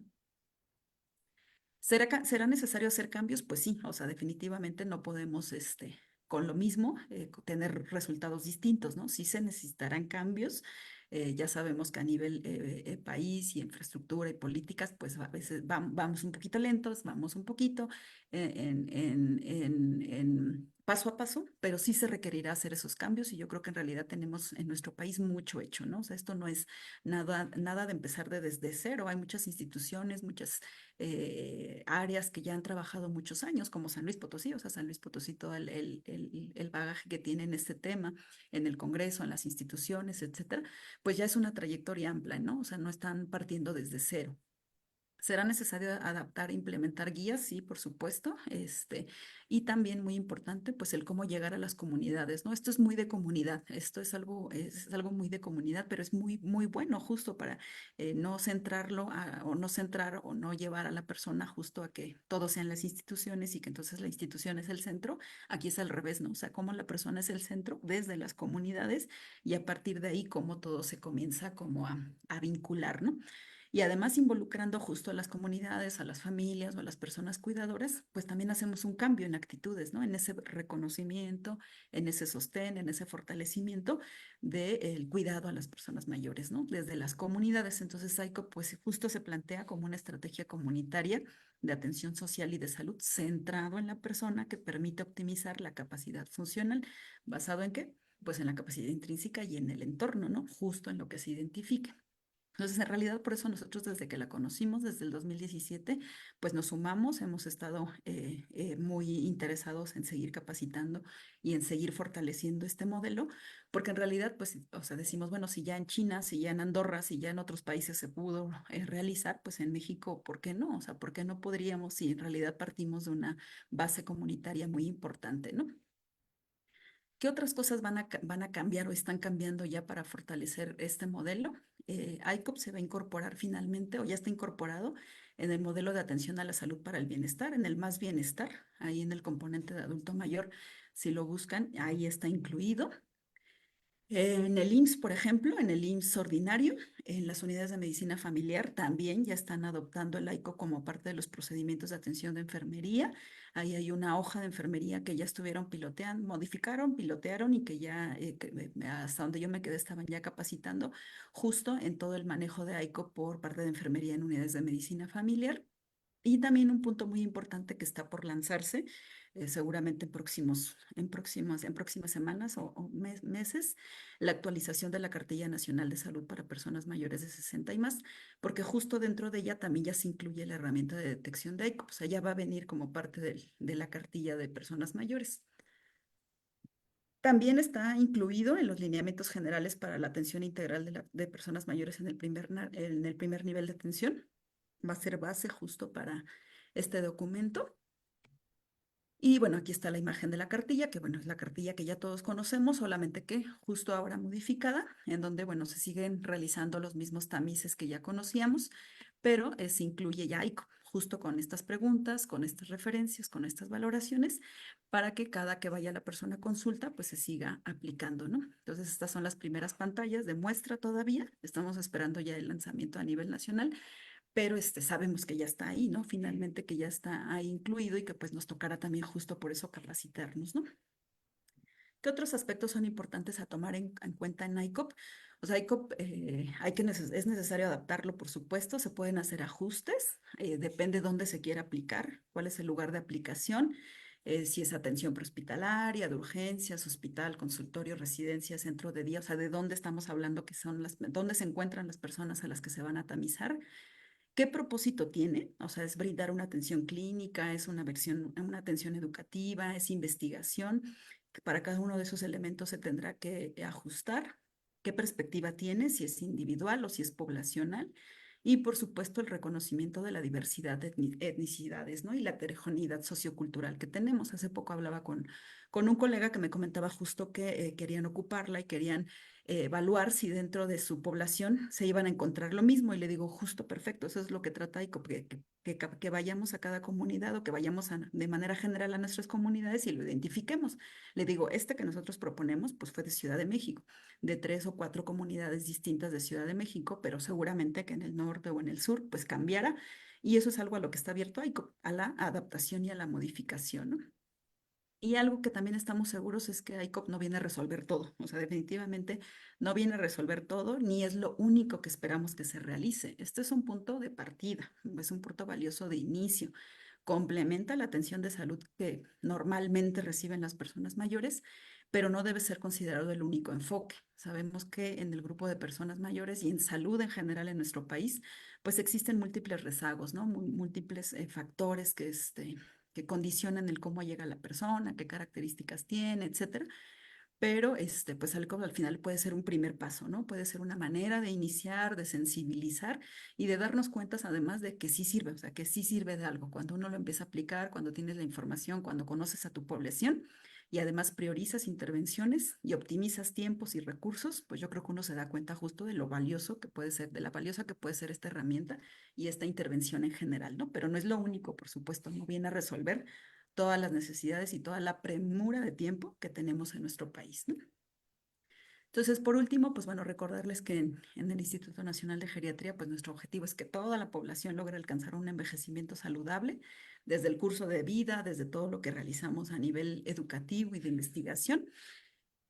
Justo es pensando en eso, ¿no? En el bienestar en la vejez. Nos estamos preparando ya para el Día Internacional de las Personas Mayores, el 1 de octubre, con todo lo que viene de estas guías y de toda la información de lo que en México se está realizando sobre este tema, ¿no? Como les comentaba, el curso es gratuito, el curso en línea que tenemos. Es un curso que se abre para 750 personas, generalmente se llena muy rápido. La ventaja que podemos tener a través de la vinculación y de conocernos, pues es la facilidad de lugares, ¿no? Si ustedes nos mandan una lista de la universidad, de la facultad o de las instituciones de San Luis Potosí o del IMSS, del ISSSTE, etcétera, que en general quieran ocuparlas, podemos dar un poquito como de prioridad, ¿no? Identificarlas a tiempo para que cuando se abra el registro, pues ya sea más fácil que ustedes puedan acceder a esta capacitación. Va a haber un curso justo en octubre. Yo les pediría que, de ser así, me hagan llegar con anticipación la información para solicitar el número de becas, el número de accesos, aprovechar que ahorita sigue siendo una actividad gratuita en línea para que pues puedan como tener toda esta información, ¿no? Si no es posible que tomen el curso, que es un curso de 4 semanas, 80 horas, está disponible el manual. El manual está de manera gratuita en la página del instituto, en el apartado de publicaciones. Está el manual en el que justo está incluida la herramienta también, entonces ahí pueden darle un vistazo a la herramienta, leer todo lo que implica, los antecedentes, todo lo que tiene, y pues también es una manera de acercarse a lo que implica esta formación o esta capacitación. Entonces, pues por mi parte sería todo. Les agradezco mucho su atención. Me fui muy rápido, pero la idea era optimizar el tiempo también y que no se atrasen en el programa, ¿no? Pues quedo atenta a cualquier duda o comentario, maestra.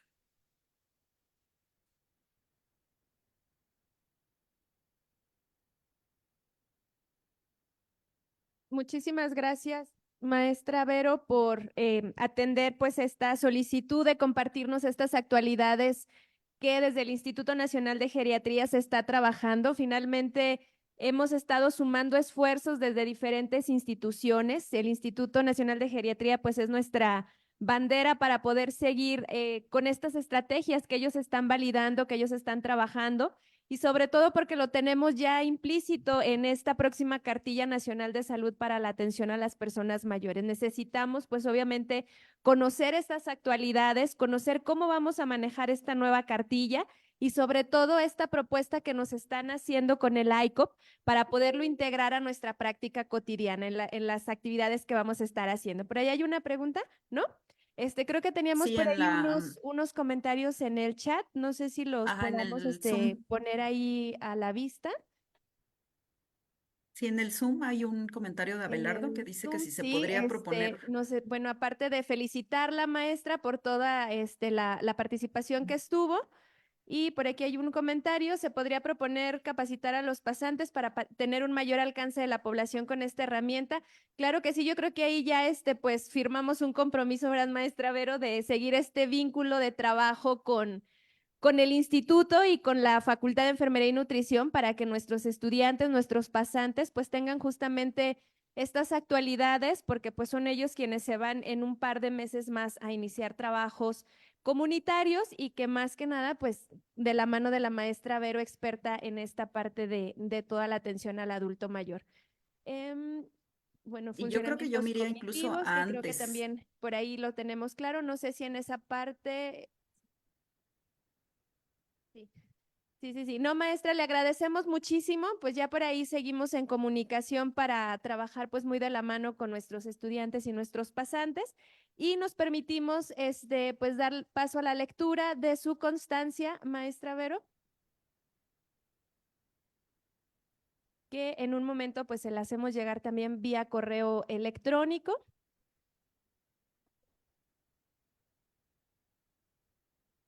Agradecerle, maestra Vero, la Universidad Autónoma de San Luis Potosí, a través de la Facultad de Enfermería y Nutrición, le otorgan la constancia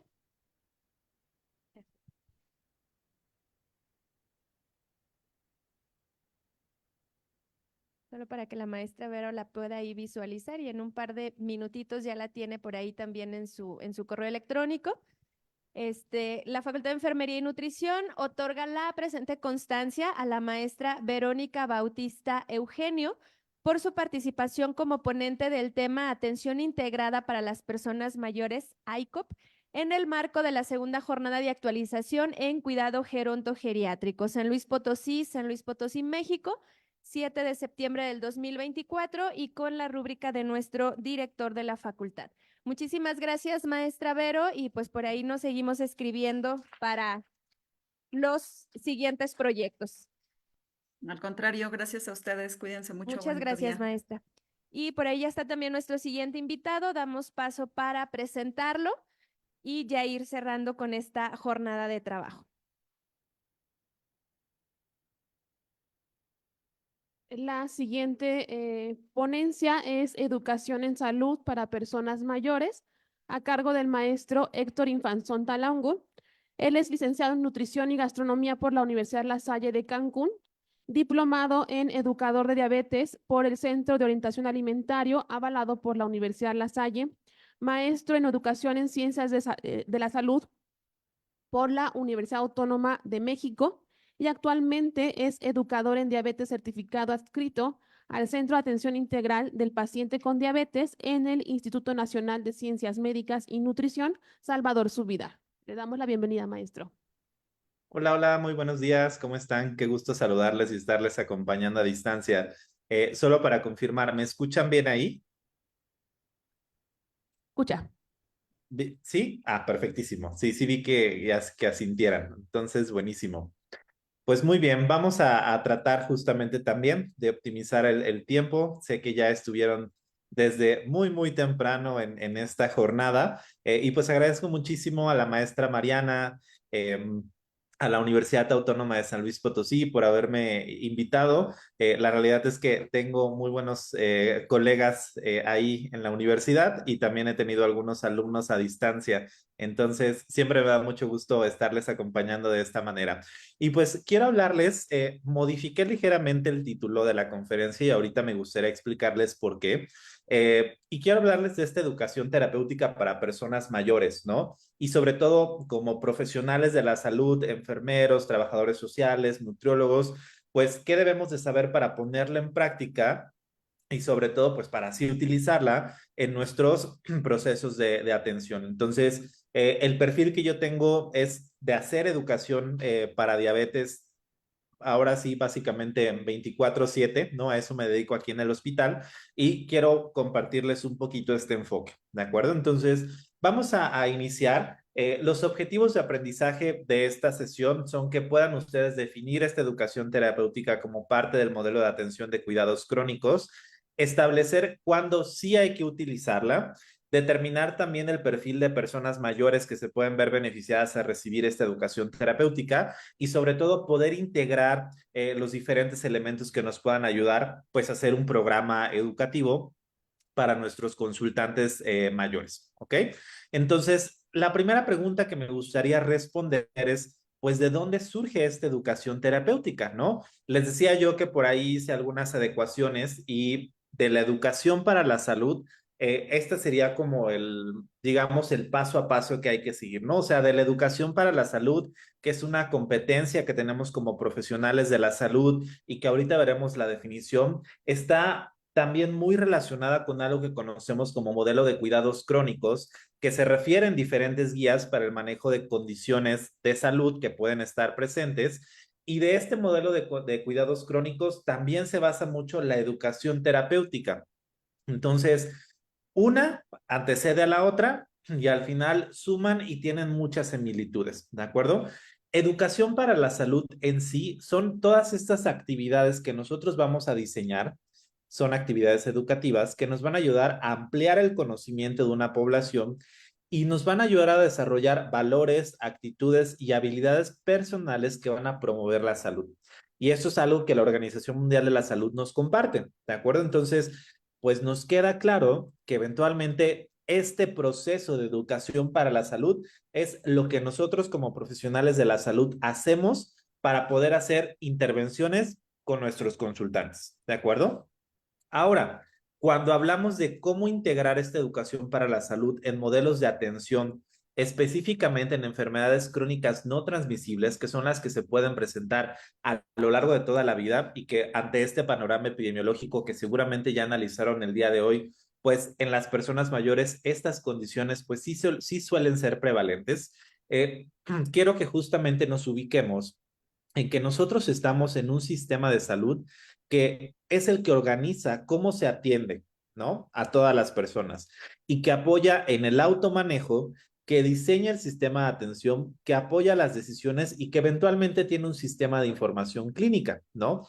Este sistema de salud está anidado en una comunidad que tiene ciertos recursos, que tiene ciertas políticas y a su vez, digamos que esto va a hacer una convergencia en una interacción entre dos elementos muy importantes para este proceso, entre pacientes informados y pacientes que son activos y entre un equipo de salud muy bien preparado. Entonces, esta interacción realmente a lo que nos va a llevar es a tener mejores resultados, ¿de acuerdo?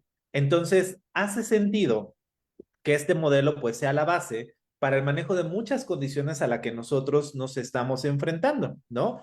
Y si tuviéramos que responder esta pregunta de por qué vamos entonces a utilizar este modelo para la atención de personas que vivan con estas condiciones, pues la realidad es que tienen impactos positivos en 5 áreas principales. Una, es un método coherente del mejoramiento de sistemas. 2, nos ayuda a desarrollar y adherirnos a ciertas directrices, que esto podría ser más hacia lo organizacional o a la parte logística. Pero el punto número 3 dice el apoyo al autocuidado de las personas con enfermedades crónicas. Ajá.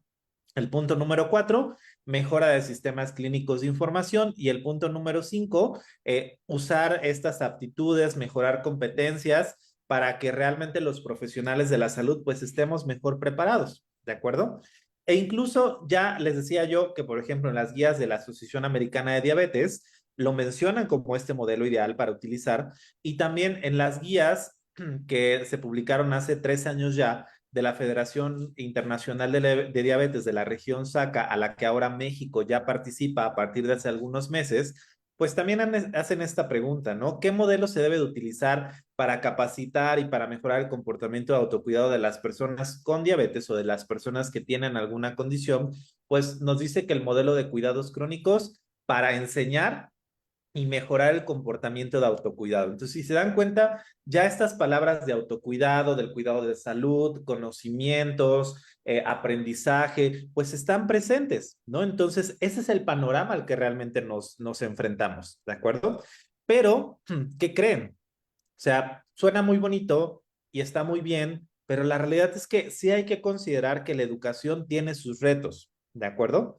Y que ojalá que esto pudiera fluir de una manera en la cual podamos llegar a muchos ámbitos. Sin embargo, esto luego se dificulta un poco. ¿Por qué? Porque ustedes podrán darse cuenta que es más común de lo que creemos este escenario, ¿no? En el cual justamente lo que podemos tener es esto, ¿no? Alguien que acude con un profesional de la salud y que le están diciendo, deje de comer, deje de tomar alcohol. Perdónenme ahí porque creo que el Zoom no me favoreció tanto. A ver, me regreso tantito. Ahí estamos. Bien. Entonces, deje de desvelarse y una serie de indicaciones que son más impositivas, ¿no? Y que cuando realmente le preguntamos al paciente qué les dijo, pues no saben, ¿no? O sea, deje de escuchar. Y ese es un panorama al que nos podemos enfrentar, porque entonces el problema de la educación sí puede radicar en lo que se dice no siempre es escuchado, lo que se escucha no siempre se entiende y lo que se entiende no siempre se recuerda, ¿no? Y entonces, cuando estamos acompañando a nuestras personas mayores, pues también eso es importante que lo tengamos en cuenta. Ahora, ¿qué pasa? En nuestra formación tradicional, ¿no? Como profesionales de la salud, estamos muy bien capacitados en lo clínico, en las situaciones agudas, incluso en las situaciones curativas, ¿no? Pero pocas veces hacemos referencia e interiorizamos que también es importante que abordemos aspectos emocionales, aspectos sociales, aspectos culturales y por supuesto aspectos educativos, porque forman parte de aspectos que sí o sí va a tener en cuenta la persona y que forman parte de este curso de vida, ¿no? Entonces, ¿por qué no hay educación? Pues bueno, pueden existir muchas barreras por las cuales la educación no exista. falta de tiempo, ¿no? Carga de trabajo asistencial también, ¿no? Que van muy juntas estas dos. O sea, si tengo 15 minutos para mi consulta institucional, si estoy haciendo mi servicio social y me piden ver 10 pacientes al día, pues cómo lo atiendo, aparte cómo le doy esta educación, pues bueno, o sea, sí son barreras que existen. En algunos casos también se puede identificar la falta de vocación docente, es decir, puede ser que no tenga todas las habilidades completas para poder hacer procesos educativos, porque los procesos educativos van más allá de solo dar información. Es decir, yo no puedo decir, tenga, este es el manual que lo va a educar y léalo y nos vemos en 3 meses, ¿no? Que es su siguiente sesión. No, o sea, esto también tiene que cambiar. Capacidades de comunicación y que muchas veces también se utiliza la didáctica tradicional, que es un poco lo que les acabo de compartir. Es decir, te muestro esto, tengo mi rotafolio, tengo mis infografías acá, aquí las tienes y listo, ¿no? Entonces, la realidad es que si este modelo didáctico de enseñanza que nosotros tendríamos que utilizar, pues incluye diferentes aspectos, o sea, aspectos pedagógicos, psicológicos y sociales. Buscan autonomía y eso es algo fundamental y eso es algo importante que debemos de tener en cuenta, ¿de acuerdo? También buscan el aprendizaje significativo. A ver, todos tenemos un conocimiento previo de algo, aunque sea muy mínimo. Y el aprendizaje significativo hace referencia a que lo nuevo que estoy aprendiendo lo puedo hacer mío y lo puedo aplicar de inmediato, ¿de acuerdo? Perdónenme aquí. Y la última, pues justamente sería que la responsabilidad de generar aprendizaje significativo pues se ha transferido a otros profesionales de la salud. Antes pues solo se veía la imagen, ¿no? O la figura del médico, pero esto se ha ampliado y eso es algo positivo, ¿no? Entonces, pues hay que identificar nuestra vocación docente, buscar tiempo y también disminuir esas barreras de comunicación con el paciente, ¿ok? Nuestro rol de educadores como profesionales de la salud, y eso nos da el fundamento, es que tenemos conocimientos básicos sobre la fisiología y sobre la fisiopatología de muchas de las condiciones con las que pueden vivir nuestros adultos mayores y específicamente los cambios fisiológicos, los cambios funcionales de la etapa de la vida, ¿no? También podemos desarrollar habilidades y destrezas para enseñar, tener esta sensibilidad y empatía para saber más, ¿de acuerdo? Y recuerden que en esta empatía no solamente es me pongo en el zapato de las personas, porque probablemente sea muy difícil que yo experimente lo mismo que está experimentando la persona, ¿no? Entonces, más bien la empatía tiene que ser vista como esta capacidad de escuchar, de atender y de acompañar a la persona que te está compartiendo algo por lo que está pasando, ¿de acuerdo? También hay que tener conciencia de las limitaciones del paciente. Por supuesto que pueden ser muy capaces, pero hay que también hacer una muy buena evaluación de lo que sí podemos lograr. También saber en qué momento referir al paciente, ¿no? Y sobre todo en estas etapas, trabajar en equipos multidisciplinarios. De alguna manera, lo que sí tenemos que tener en cuenta es que hay que transferir como esa responsabilidad al paciente, ¿no? Y a sus redes de apoyo inmediatas o incluso si tienen cuidadores primarios, pues nos podemos apoyar, pero sí es importante darle esa autonomía, ¿de acuerdo? Estarnos actualizando en temas de enfermedades crónicas, también de educación y también estar muy seguros de sí mismos y en las competencias profesionales que podemos desarrollar, ¿ok? Ahora, cuando hablamos, ya un poquito hablamos como de estos fundamentos de la educación para la salud, pero cuando hablamos de educación más terapéutica, ¿a qué nos referimos? Y quiero que hagamos un poquito la comparación de si esto le suena a lo que leímos anteriormente con respecto a la educación para la salud, ¿de acuerdo? Entonces, en la educación terapéutica, justamente lo que vamos a estar viendo, vean, es un proceso continuo de cuidados médicos. Eso es lo que lo diferencia. O sea, que lo terapéutico sí es una intervención de cuidado que hacemos como profesionales de la salud y que tiene actividades educativas, ¿no? Que tienen el fin de ayudar tanto a pacientes como a sus familias. Y esto específicamente es para el tratamiento y para prevenir las complicaciones de la condición con la que vivan, ¿no? Y que esto nos va a ayudar a mantener o a mejorar la calidad de vida, el apoyo social y también a procedimientos de organización hospitalarios, ¿de acuerdo? Entonces, en un ambiente clínico, realmente lo que nos interesaría mucho sería pues implementar procesos de educación terapéutica, ¿no? ¿Y cuál es el objetivo de esta educación terapéutica? Se los pongo con este ejemplo. Yo quiero aportar información, ¿no? Que podría yo responder una pregunta muy sencilla. ¿Qué es la hipertensión arterial? Y yo le voy a dar a mi paciente esa información, ¿no? 2, voy a proporcionar conocimientos y habilidades para mejorar la adherencia terapéutica. Entonces aquí puedo yo evaluar si mi paciente sabe de los valores de presión arterial que debe de tener y también si yo lo voy a medir, más bien yo le voy a mandar un monitoreo de la presión arterial, pues si sabe cómo usar el dispositivo y cómo registrar sus valores. ¿Mm? Y eso nos va a ayudar a consolidar este autocuidado, ¿no? Y la otra sería tener aptitudes para modificar el comportamiento y esto es toma de decisiones con base al valor de la presión arterial. Esto es, yo ya sé qué es la presión arterial, ya sé cuáles son los valores, cómo la tengo que medir y el último fin es que se puedan tomar decisiones a partir de esa autonomía que nosotros estamos transfiriendo, ¿de acuerdo? Los beneficios pues pueden ser múltiples, pero de estos 4 que les pongo aquí es el empoderamiento a los pacientes para manejar la condición con la que viven, ¿no?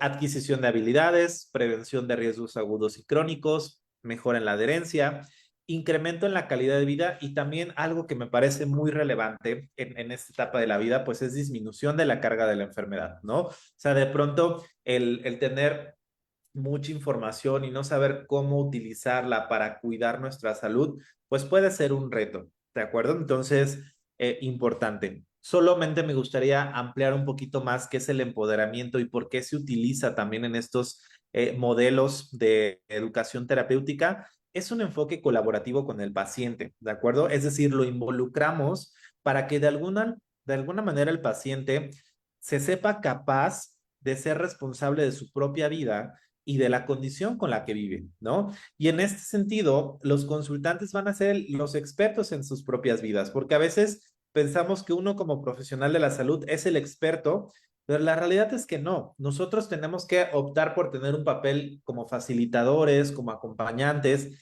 y creo que también muchos de estos mensajes se han compartido durante la jornada del día de hoy.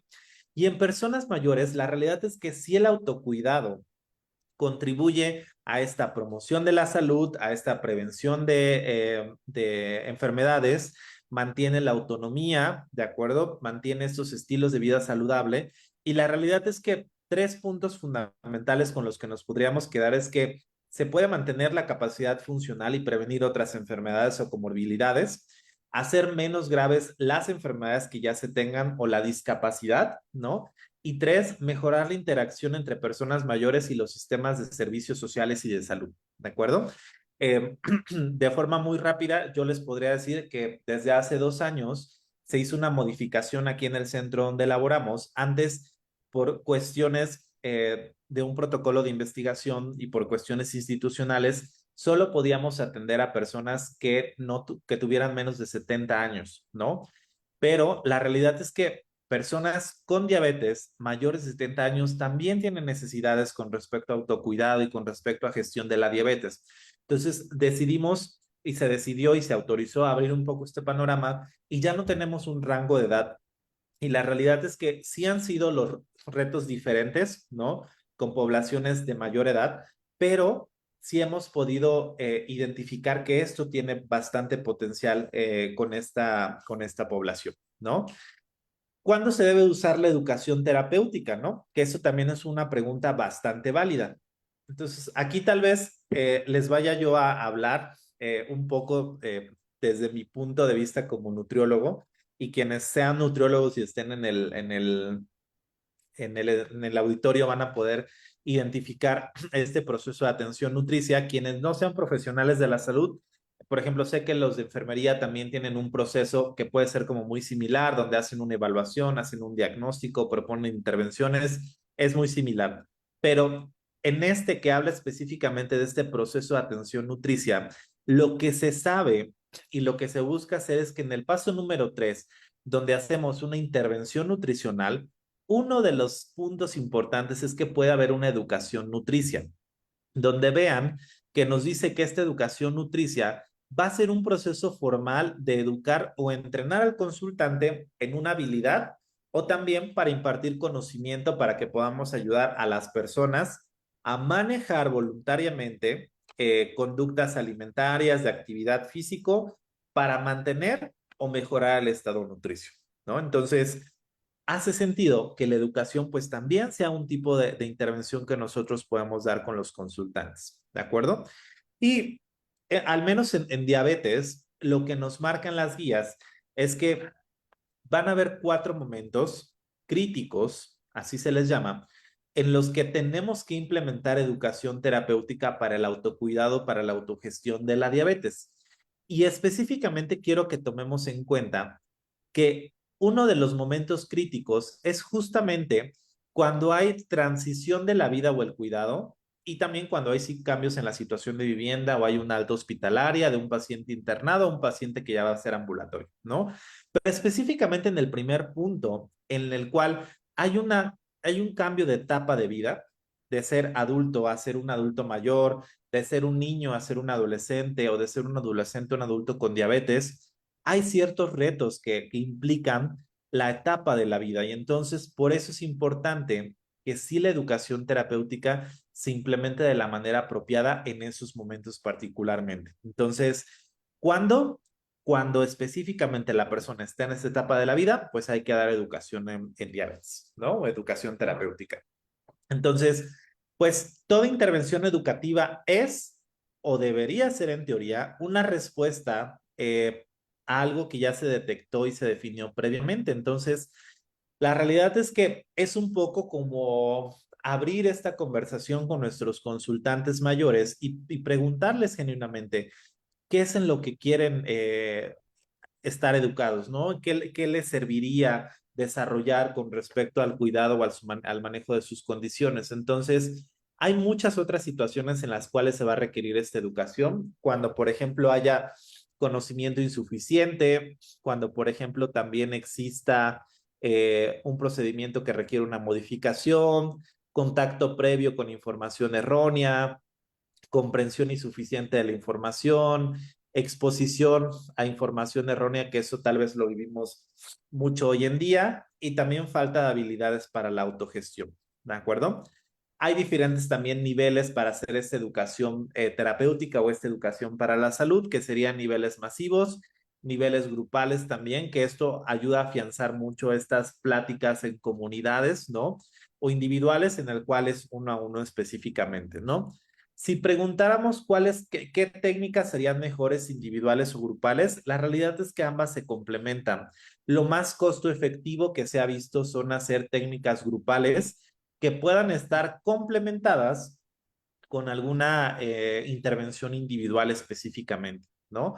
Para que realmente tenga una mayor efectividad y un mayor impacto en las intervenciones o en los abordajes que estemos haciendo. ¿Ok? Entonces, si viéramos que existe este paso a paso para nosotros poder hacer procesos de educación, pues podríamos analizar todos estos, ¿no? Que van a ser como estas bases de estos programas educativos que nosotros queremos implementar, ¿no?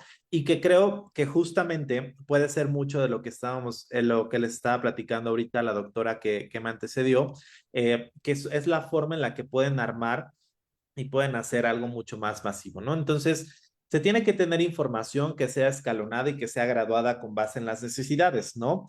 Menos es mejor. A veces queremos ya dar todas nuestras intervenciones en salud y no, hay que irlas desglosando. Hay que utilizar nuestras habilidades de comunicación, siempre hay que tener como una estructura de lo que vayamos a hacer, ¿no? Y por más obvio que pareciera ser, pues a veces se omite, pero hay que dar un saludo, hay que hacer preguntas abiertas, hay que hacer este feedback, hay que hacer, oye, lo que yo entendí fue esto, estoy en lo correcto, ¿no? Y hay que resumir mucho la información. Hay que explicar el contenido de lo que se va a hacer y de lo que se pretende lograr. Valorar mucho este apoyo familiar o del entorno inmediato, plantear objetivos educativos con base en la resolución que se vayan dando, entregar información por escrito u otros materiales, si procede, establecer acuerdos para la próxima visita, concretar una fecha y ofrecer nuestra ayuda en el intervalo de las visitas si fuera necesario. Entonces, pues si se dan cuenta, pareciera ser que, insisto, no es ajeno a lo que llegamos a hacer como profesionales de la salud, ¿no? Pero tiene un fundamento, entonces hay que utilizarlo a nuestro favor. También hay que asegurar una educación que sea efectiva, ¿no? Para eso tenemos que tener experiencia práctica, generar este aprendizaje basado en la experiencia también, tener en cuenta la duración y el seguimiento de las actividades que se vayan a realizar, favorecer la participación, el diálogo, los debates entre ambas partes. O sea, estos modelos de educación buscan irnos más allá de un modelo paternalista en el cual el paciente llega y solo está de receptor, ¿no? Donde solo yo le estoy diciendo que si hace 1, 2, 3 y 4, con eso va a resolver su problema. Y muchas veces esa no es la solución, ¿de acuerdo? Utilizar diferentes canales, diferentes actividades y hacer una colaboración entre múltiples sectores, ¿no? Todos los profesionales de la salud podemos participar en esto de forma puntual. Durante la consulta hay 3 formas diferentes de dar educación, que les decía yo. Informar es solamente dar una explicación, instruir es dar una serie de pasos que nos van a llevar a la acción y recomendar solamente es dar consejos, sobre todo respecto a los estilos de vida saludables. Entonces, si nosotros incluimos estos 3, pues realmente estamos hablando de que la educación va a ser mucho mejor. ¿Ok? Muy bien. Si hablamos de recursos o herramientas, la realidad es que tenemos muchos disponibles, ¿no? O sea, dinámicas grupales, demostraciones y talleres, juegos o concursos educativos. Existen por ahí unos mapas de conversación que te llevan a hacer como reflexiones de diferentes temas, medios audiovisuales, el sociodrama, utilizar a un paciente como experto, la participación comunitaria, las redes sociales y hacer incluso foros para consultantes, ¿no? Entonces, la realidad es que también, por lo menos en la parte de diabetes, donde yo les podría decir, la comunidad de pacientes o de personas que viven con diabetes siempre tienen un espacio. Entonces, creo que también eso es algo que nos deja a reflexión cuando estamos acompañando a nuestras personas mayores. Les quiero mostrar otros recursos que me parecieron muy valiosos. Justamente el sitio web de la OPS y de la OMS para la década del envejecimiento saludable en las Américas. La realidad es que tiene recursos educativos muy valiosos de los cuales nosotros podemos tomar algunos elementos y poderlos implementar.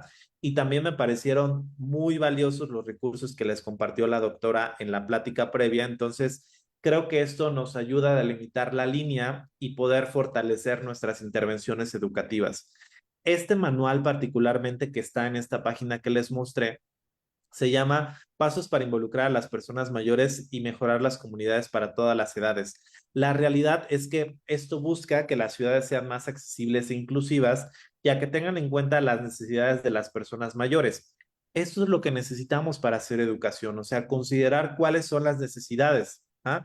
Y la realidad es que revisando la guía, pues sí es una guía paso a paso que nos dice cuáles son las prácticas que podemos nosotros integrar y que pueden ser como punta de lanza para otras iniciativas para nuestras personas mayores. Entonces, vale la pena que como profesionales de la salud también tengamos en cuenta cuáles son nuestros recursos que están disponibles y los integremos, ¿de acuerdo? Los hagamos de alguna manera nuestros. Entonces, la realidad es que sí intervenir con el adulto mayor, pues es promover la salud para mejorar su bienestar físico, su bienestar mental, su bienestar social y también así, pues la realidad es que se fomenta una cultura de salud, ¿no? Entonces, otra pregunta. ¿Para quién es? Esto es para todos los consultantes específicamente, es decir, todas las personas mayores se van a ver beneficiadas de esto, ¿no? Y ya les hablé de qué es esta educación terapéutica y ahora quiero que hagan una pequeña reflexión de lo que les voy a leer, ¿no? Entonces, imaginen que están enfermos, ¿no? Tan enfermos que tienen que cambiar su alimentación, su estilo de vida, sus hábitos personales y además les han prescrito tratamiento de ejercicio físico y una serie de medicamentos que se deben de administrar de acuerdo a instrucciones muy detalladas, muy precisas, ¿no?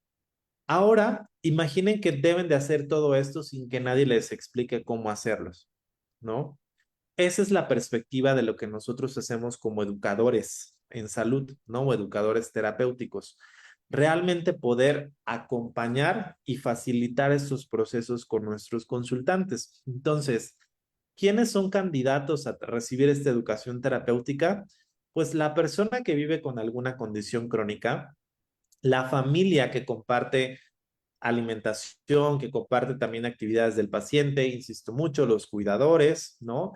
El entorno de la persona que vive con la condición, la población en general para facilitar y promover el diagnóstico precoz y la consulta oportuna.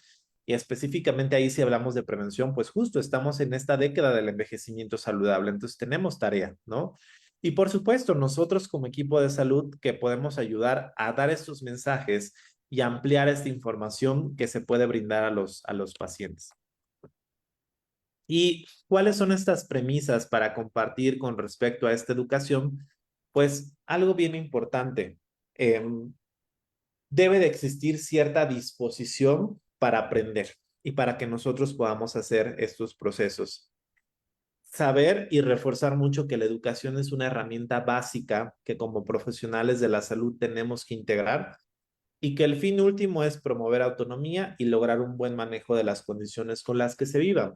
Entonces, ¿qué es lo que requiero? ¿No? Para que realmente entonces pueda yo saber que los consultantes sí van a ser estos candidatos idóneos, pues tengo que dar una orientación adecuada para poder ayudar a que las personas vivan un envejecimiento saludable y satisfactorio. 1. 2. Debo de disminuir factores de riesgo, entonces hay que involucrar a la familia y a la comunidad que rodea al adulto mayor, porque si no, o sea, si hacemos intervenciones, si les llamamos unilaterales o a una sola persona, pues por eso les decía que hay que combinar intervenciones también grupales, ¿no? Y, por supuesto, fomentar este autocuidado para que también tengamos una participación activa dentro de esta sociedad. De manera muy general, pues las áreas de principal interés para que nosotros hagamos estos procesos de educación serán alimentación, ¿no? Ejercicio, higiene bucal, prevención de accidentes, específicamente prevención de caídas y socialización, ¿no? Entonces, estos serían como nuestros comportamientos de autocuidado que tendríamos que desarrollar con nuestras personas mayores específicamente, ¿no? Y justamente para ir cerrando, pues es importante pues saber, ¿no? Entonces, ¿cómo voy a implementar estos procesos de educación específicamente? Pues la realidad es que existen lineamientos bajo los cuales nos podemos guiar, ¿no? Y que los podemos, insisto, utilizar como una referencia. Para planear programas de educación, vean ustedes que lo que necesitamos es tener un diagnóstico de la situación, ¿no? Y para tener un diagnóstico hay que hacer evaluaciones. Ajá.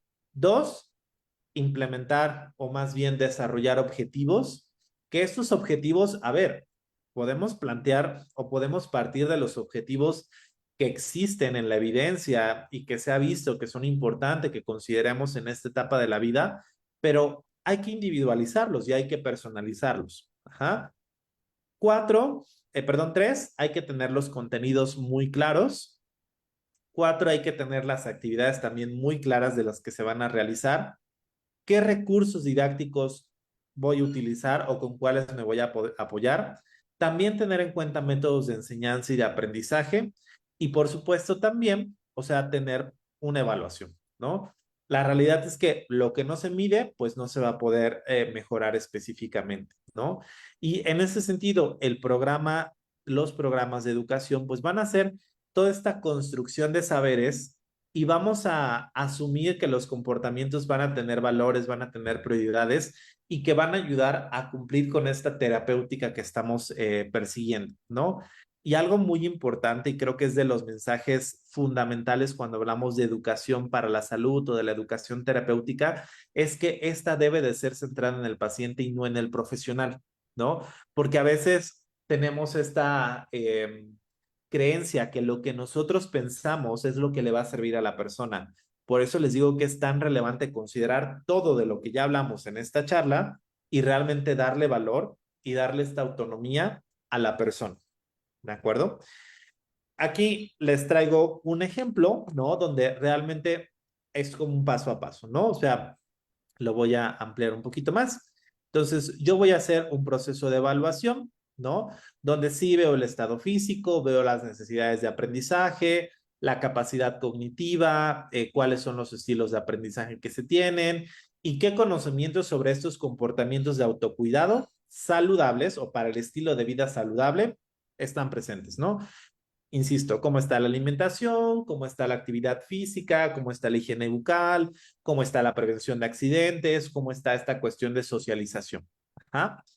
El paso número 2 sería, pues, es una parte un poquito más técnica, ¿no? Y sí requiere que tengamos conocimientos educativos o pedagógicos, porque hay que hacer toda una filosofía, hay que hacer un tipo y características del curso, qué estrategias de enseñanza voy a utilizar, cómo es las características de ingreso y de egreso de mi paciente, cuáles van a ser mis objetivos generales o las metas que quiero alcanzar, ¿no? O los objetivos de aprendizaje. En la implementación, pues ya será decidir el objetivo de las diferentes sesiones o intervenciones que nosotros vayamos a hacer.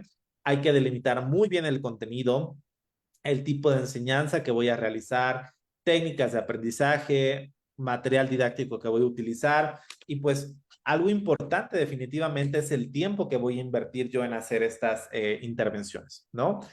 Las últimas partes serían documentación y esto es todos los aspectos que se aborden en el programa educativo van a estar registrados o van a tener una forma de que nosotros tengamos esa evidencia de manera muy puntual, ¿de acuerdo? Y lo último sería la evaluación, que esta se tiene que hacer en cada sesión y cuando terminemos nuestras intervenciones educativas, ¿de acuerdo? Quiero mostrarles un ejemplo, ¿no? A ver, en la evaluación yo encuentro que es un paciente que vive con obesidad y diabetes tipo 2, tiene 2 años de diagnóstico, nunca ha recibido educación para el autocuidado y actualmente está fuera de objetivos glucémicos, ¿de acuerdo? Con respecto a la planeación, yo quiero utilizar un modelo transteórico para ver estas etapas del cambio que puede ir teniendo la persona. El perfil de ingreso es un paciente que tiene descontrol metabólico y el perfil de egreso es yo quiero que mi paciente esté educado y que tenga objetivos glucémicos en rango, ¿no? Mis objetivos de aprendizaje, si yo lo voy a centrar, por ejemplo, en alimentación, serán que el paciente identifique grupos de alimentos y que el paciente combine esos grupos de alimentos para favorecer su manejo glucémico. Ajá. Y yo voy a anexar todos los documentos que voy a utilizar en las etapas anteriores, ¿no? Donde voy a evaluar al paciente, donde voy a hacer el registro de las intervenciones que hice, los resultados o los instrumentos que utilicé para evaluar. Es decir, todo lo tengo que documentar, ¿no?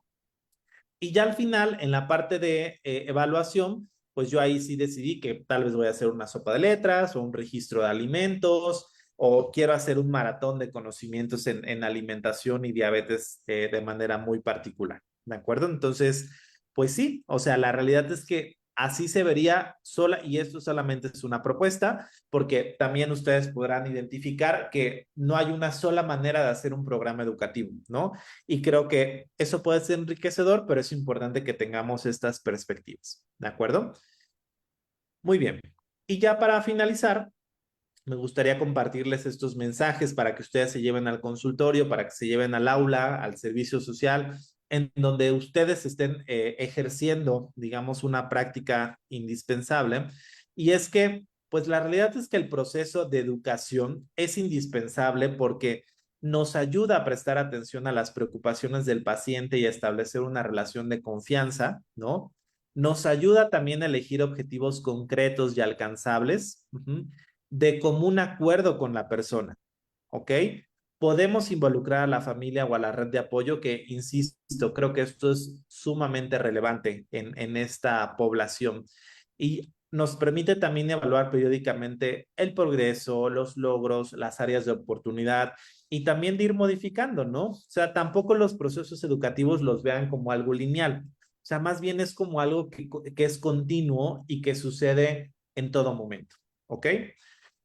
Y pues para reflexionar como profesionales de la salud, pues la realidad es que la educación terapéutica forma parte del manejo actual de las condiciones, nos ayuda a tener buenos resultados, actualizarnos en conocimientos específicos, yo lo llamaré pedagógicos, educativos de quienes estamos en el proceso. O sea, la realidad es que si esta va a ser nuestra línea de acción, hay que capacitarnos al respecto, ¿no? Educar y transferir competencias es una tarea compleja, entonces hay que prepararnos para ello y que los resultados de estos procesos educativos pues serán eficientes si trabajamos desde un enfoque multidisciplinario donde hay que dejar de tratar únicamente a las enfermedades y hay que centrarnos en la persona, ¿de acuerdo? Y creo que ese es uno de los mensajes importantes. Nuestras adultos mayores o nuestras personas mayores nos necesitan como profesionales de la salud. Hay que sabernos acercarnos de forma respetuosa y sobre todo centrarnos en la persona y en las necesidades que aquejan en ese momento particularmente, ¿de acuerdo? Los dejo con esta frase que creo que me hace mucho sentido cuando hablo de educación y es una frase de Sócrates que dice, el secreto del cambio es enfocar toda la energía no en la lucha contra lo viejo, sino en la construcción de lo nuevo, ¿de acuerdo? Entonces, espero que este enfoque de educación terapéutica para las personas mayores, pues sea algo que puedan considerar, sea algo que incluso ya estén haciendo, pero que no sabían cómo se llamaba y que realmente les permita tener este abordaje 360 que amplíe su panorama y que puedan ser ustedes mejores facilitadores para los consultantes que están transitando esta etapa de la vida. Entonces, pues les agradezco muchísimo la invitación, el espacio que me dieron. Quienes se quedaron hasta el final, muchísimas gracias también por permanecer en estas jornadas. En el código QR están mis datos de contacto por si quieren compartir o por si quieren también ahí estar en conexión, hacer comunidad de profesionales de la salud. Y pues de nuevo a los organizadores, muchísimas gracias por darme este espacio. Si hubiera alguna reflexión, algo que quisieran compartir en este momento, pues estoy abierto y con la mejor disposición. Muchas gracias.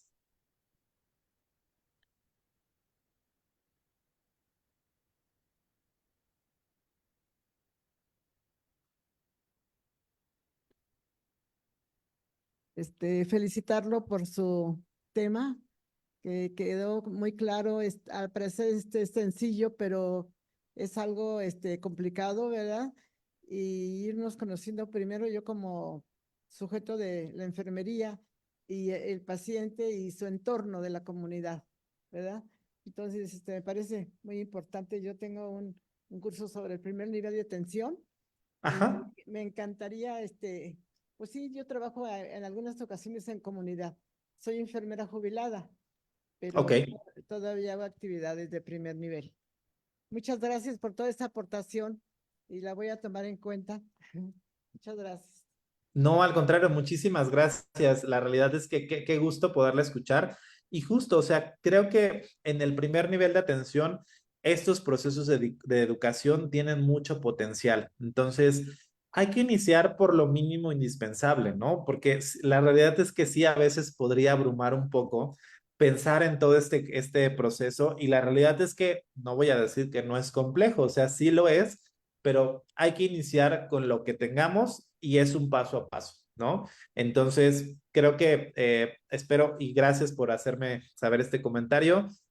Ya me va contando, ojalá que tengamos otro espacio para poder compartir. Muchísimas gracias, maestro Héctor. Si nos pueden proyectar la constancia. Le haremos llegar esta constancia a través de medio virtual. La Universidad Autónoma de San Luis Potosí, a través de la Facultad de Enfermería y Nutrición, otorga la presente constancia al maestro Héctor Infanzón Talango por su participación como ponente en el tema Educación en Salud para Personas Mayores en el marco de la segunda jornada de actualización en cuidado gerontogeriátrico firmada el día de hoy por el director y la secretaria general de esta facultad. Muchísimas gracias por su ponencia y por brindarnos un ratito de su fin de semana. No, al contrario. ¿Sí? No, al contrario, gracias a ustedes por invitarme. y les digo, por escucharme y también me gusta recibir estas retroalimentaciones. También ya aquí leí algunos comentarios en el chat, entonces pues gracias a ustedes. Muchas gracias. Agradecemos también a nuestras participantes en sesión presencial y virtual, a quien tenemos conectados en diferentes partes del estado, de Tamaulipas también, de Ciudad de México, Panamá y Colombia. Muchísimas gracias por la conexión y participación. No sé si quieras agregar algo, Erika. Muchísimas gracias a todos. De verdad, un enorme placer que nos hayan acompañado esta mañana.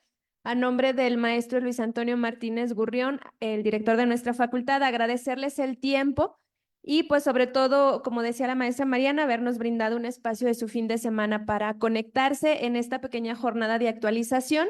Agradecerles a todos los compañeros, colegas enfermeros, nutriólogos, nutriólogas que nos acompañan a la distancia. Gracias por conectarse. También agradecer al sistema de bibliotecas por el apoyo para esta conexión, al sistema también de aquí de la facultad. Muchísimas gracias por el apoyo. Y pues con esto concluimos nuestras jornadas, agradeciéndoles totalmente su apoyo y pues nos vemos el año que entra. Muchísimas gracias a todos.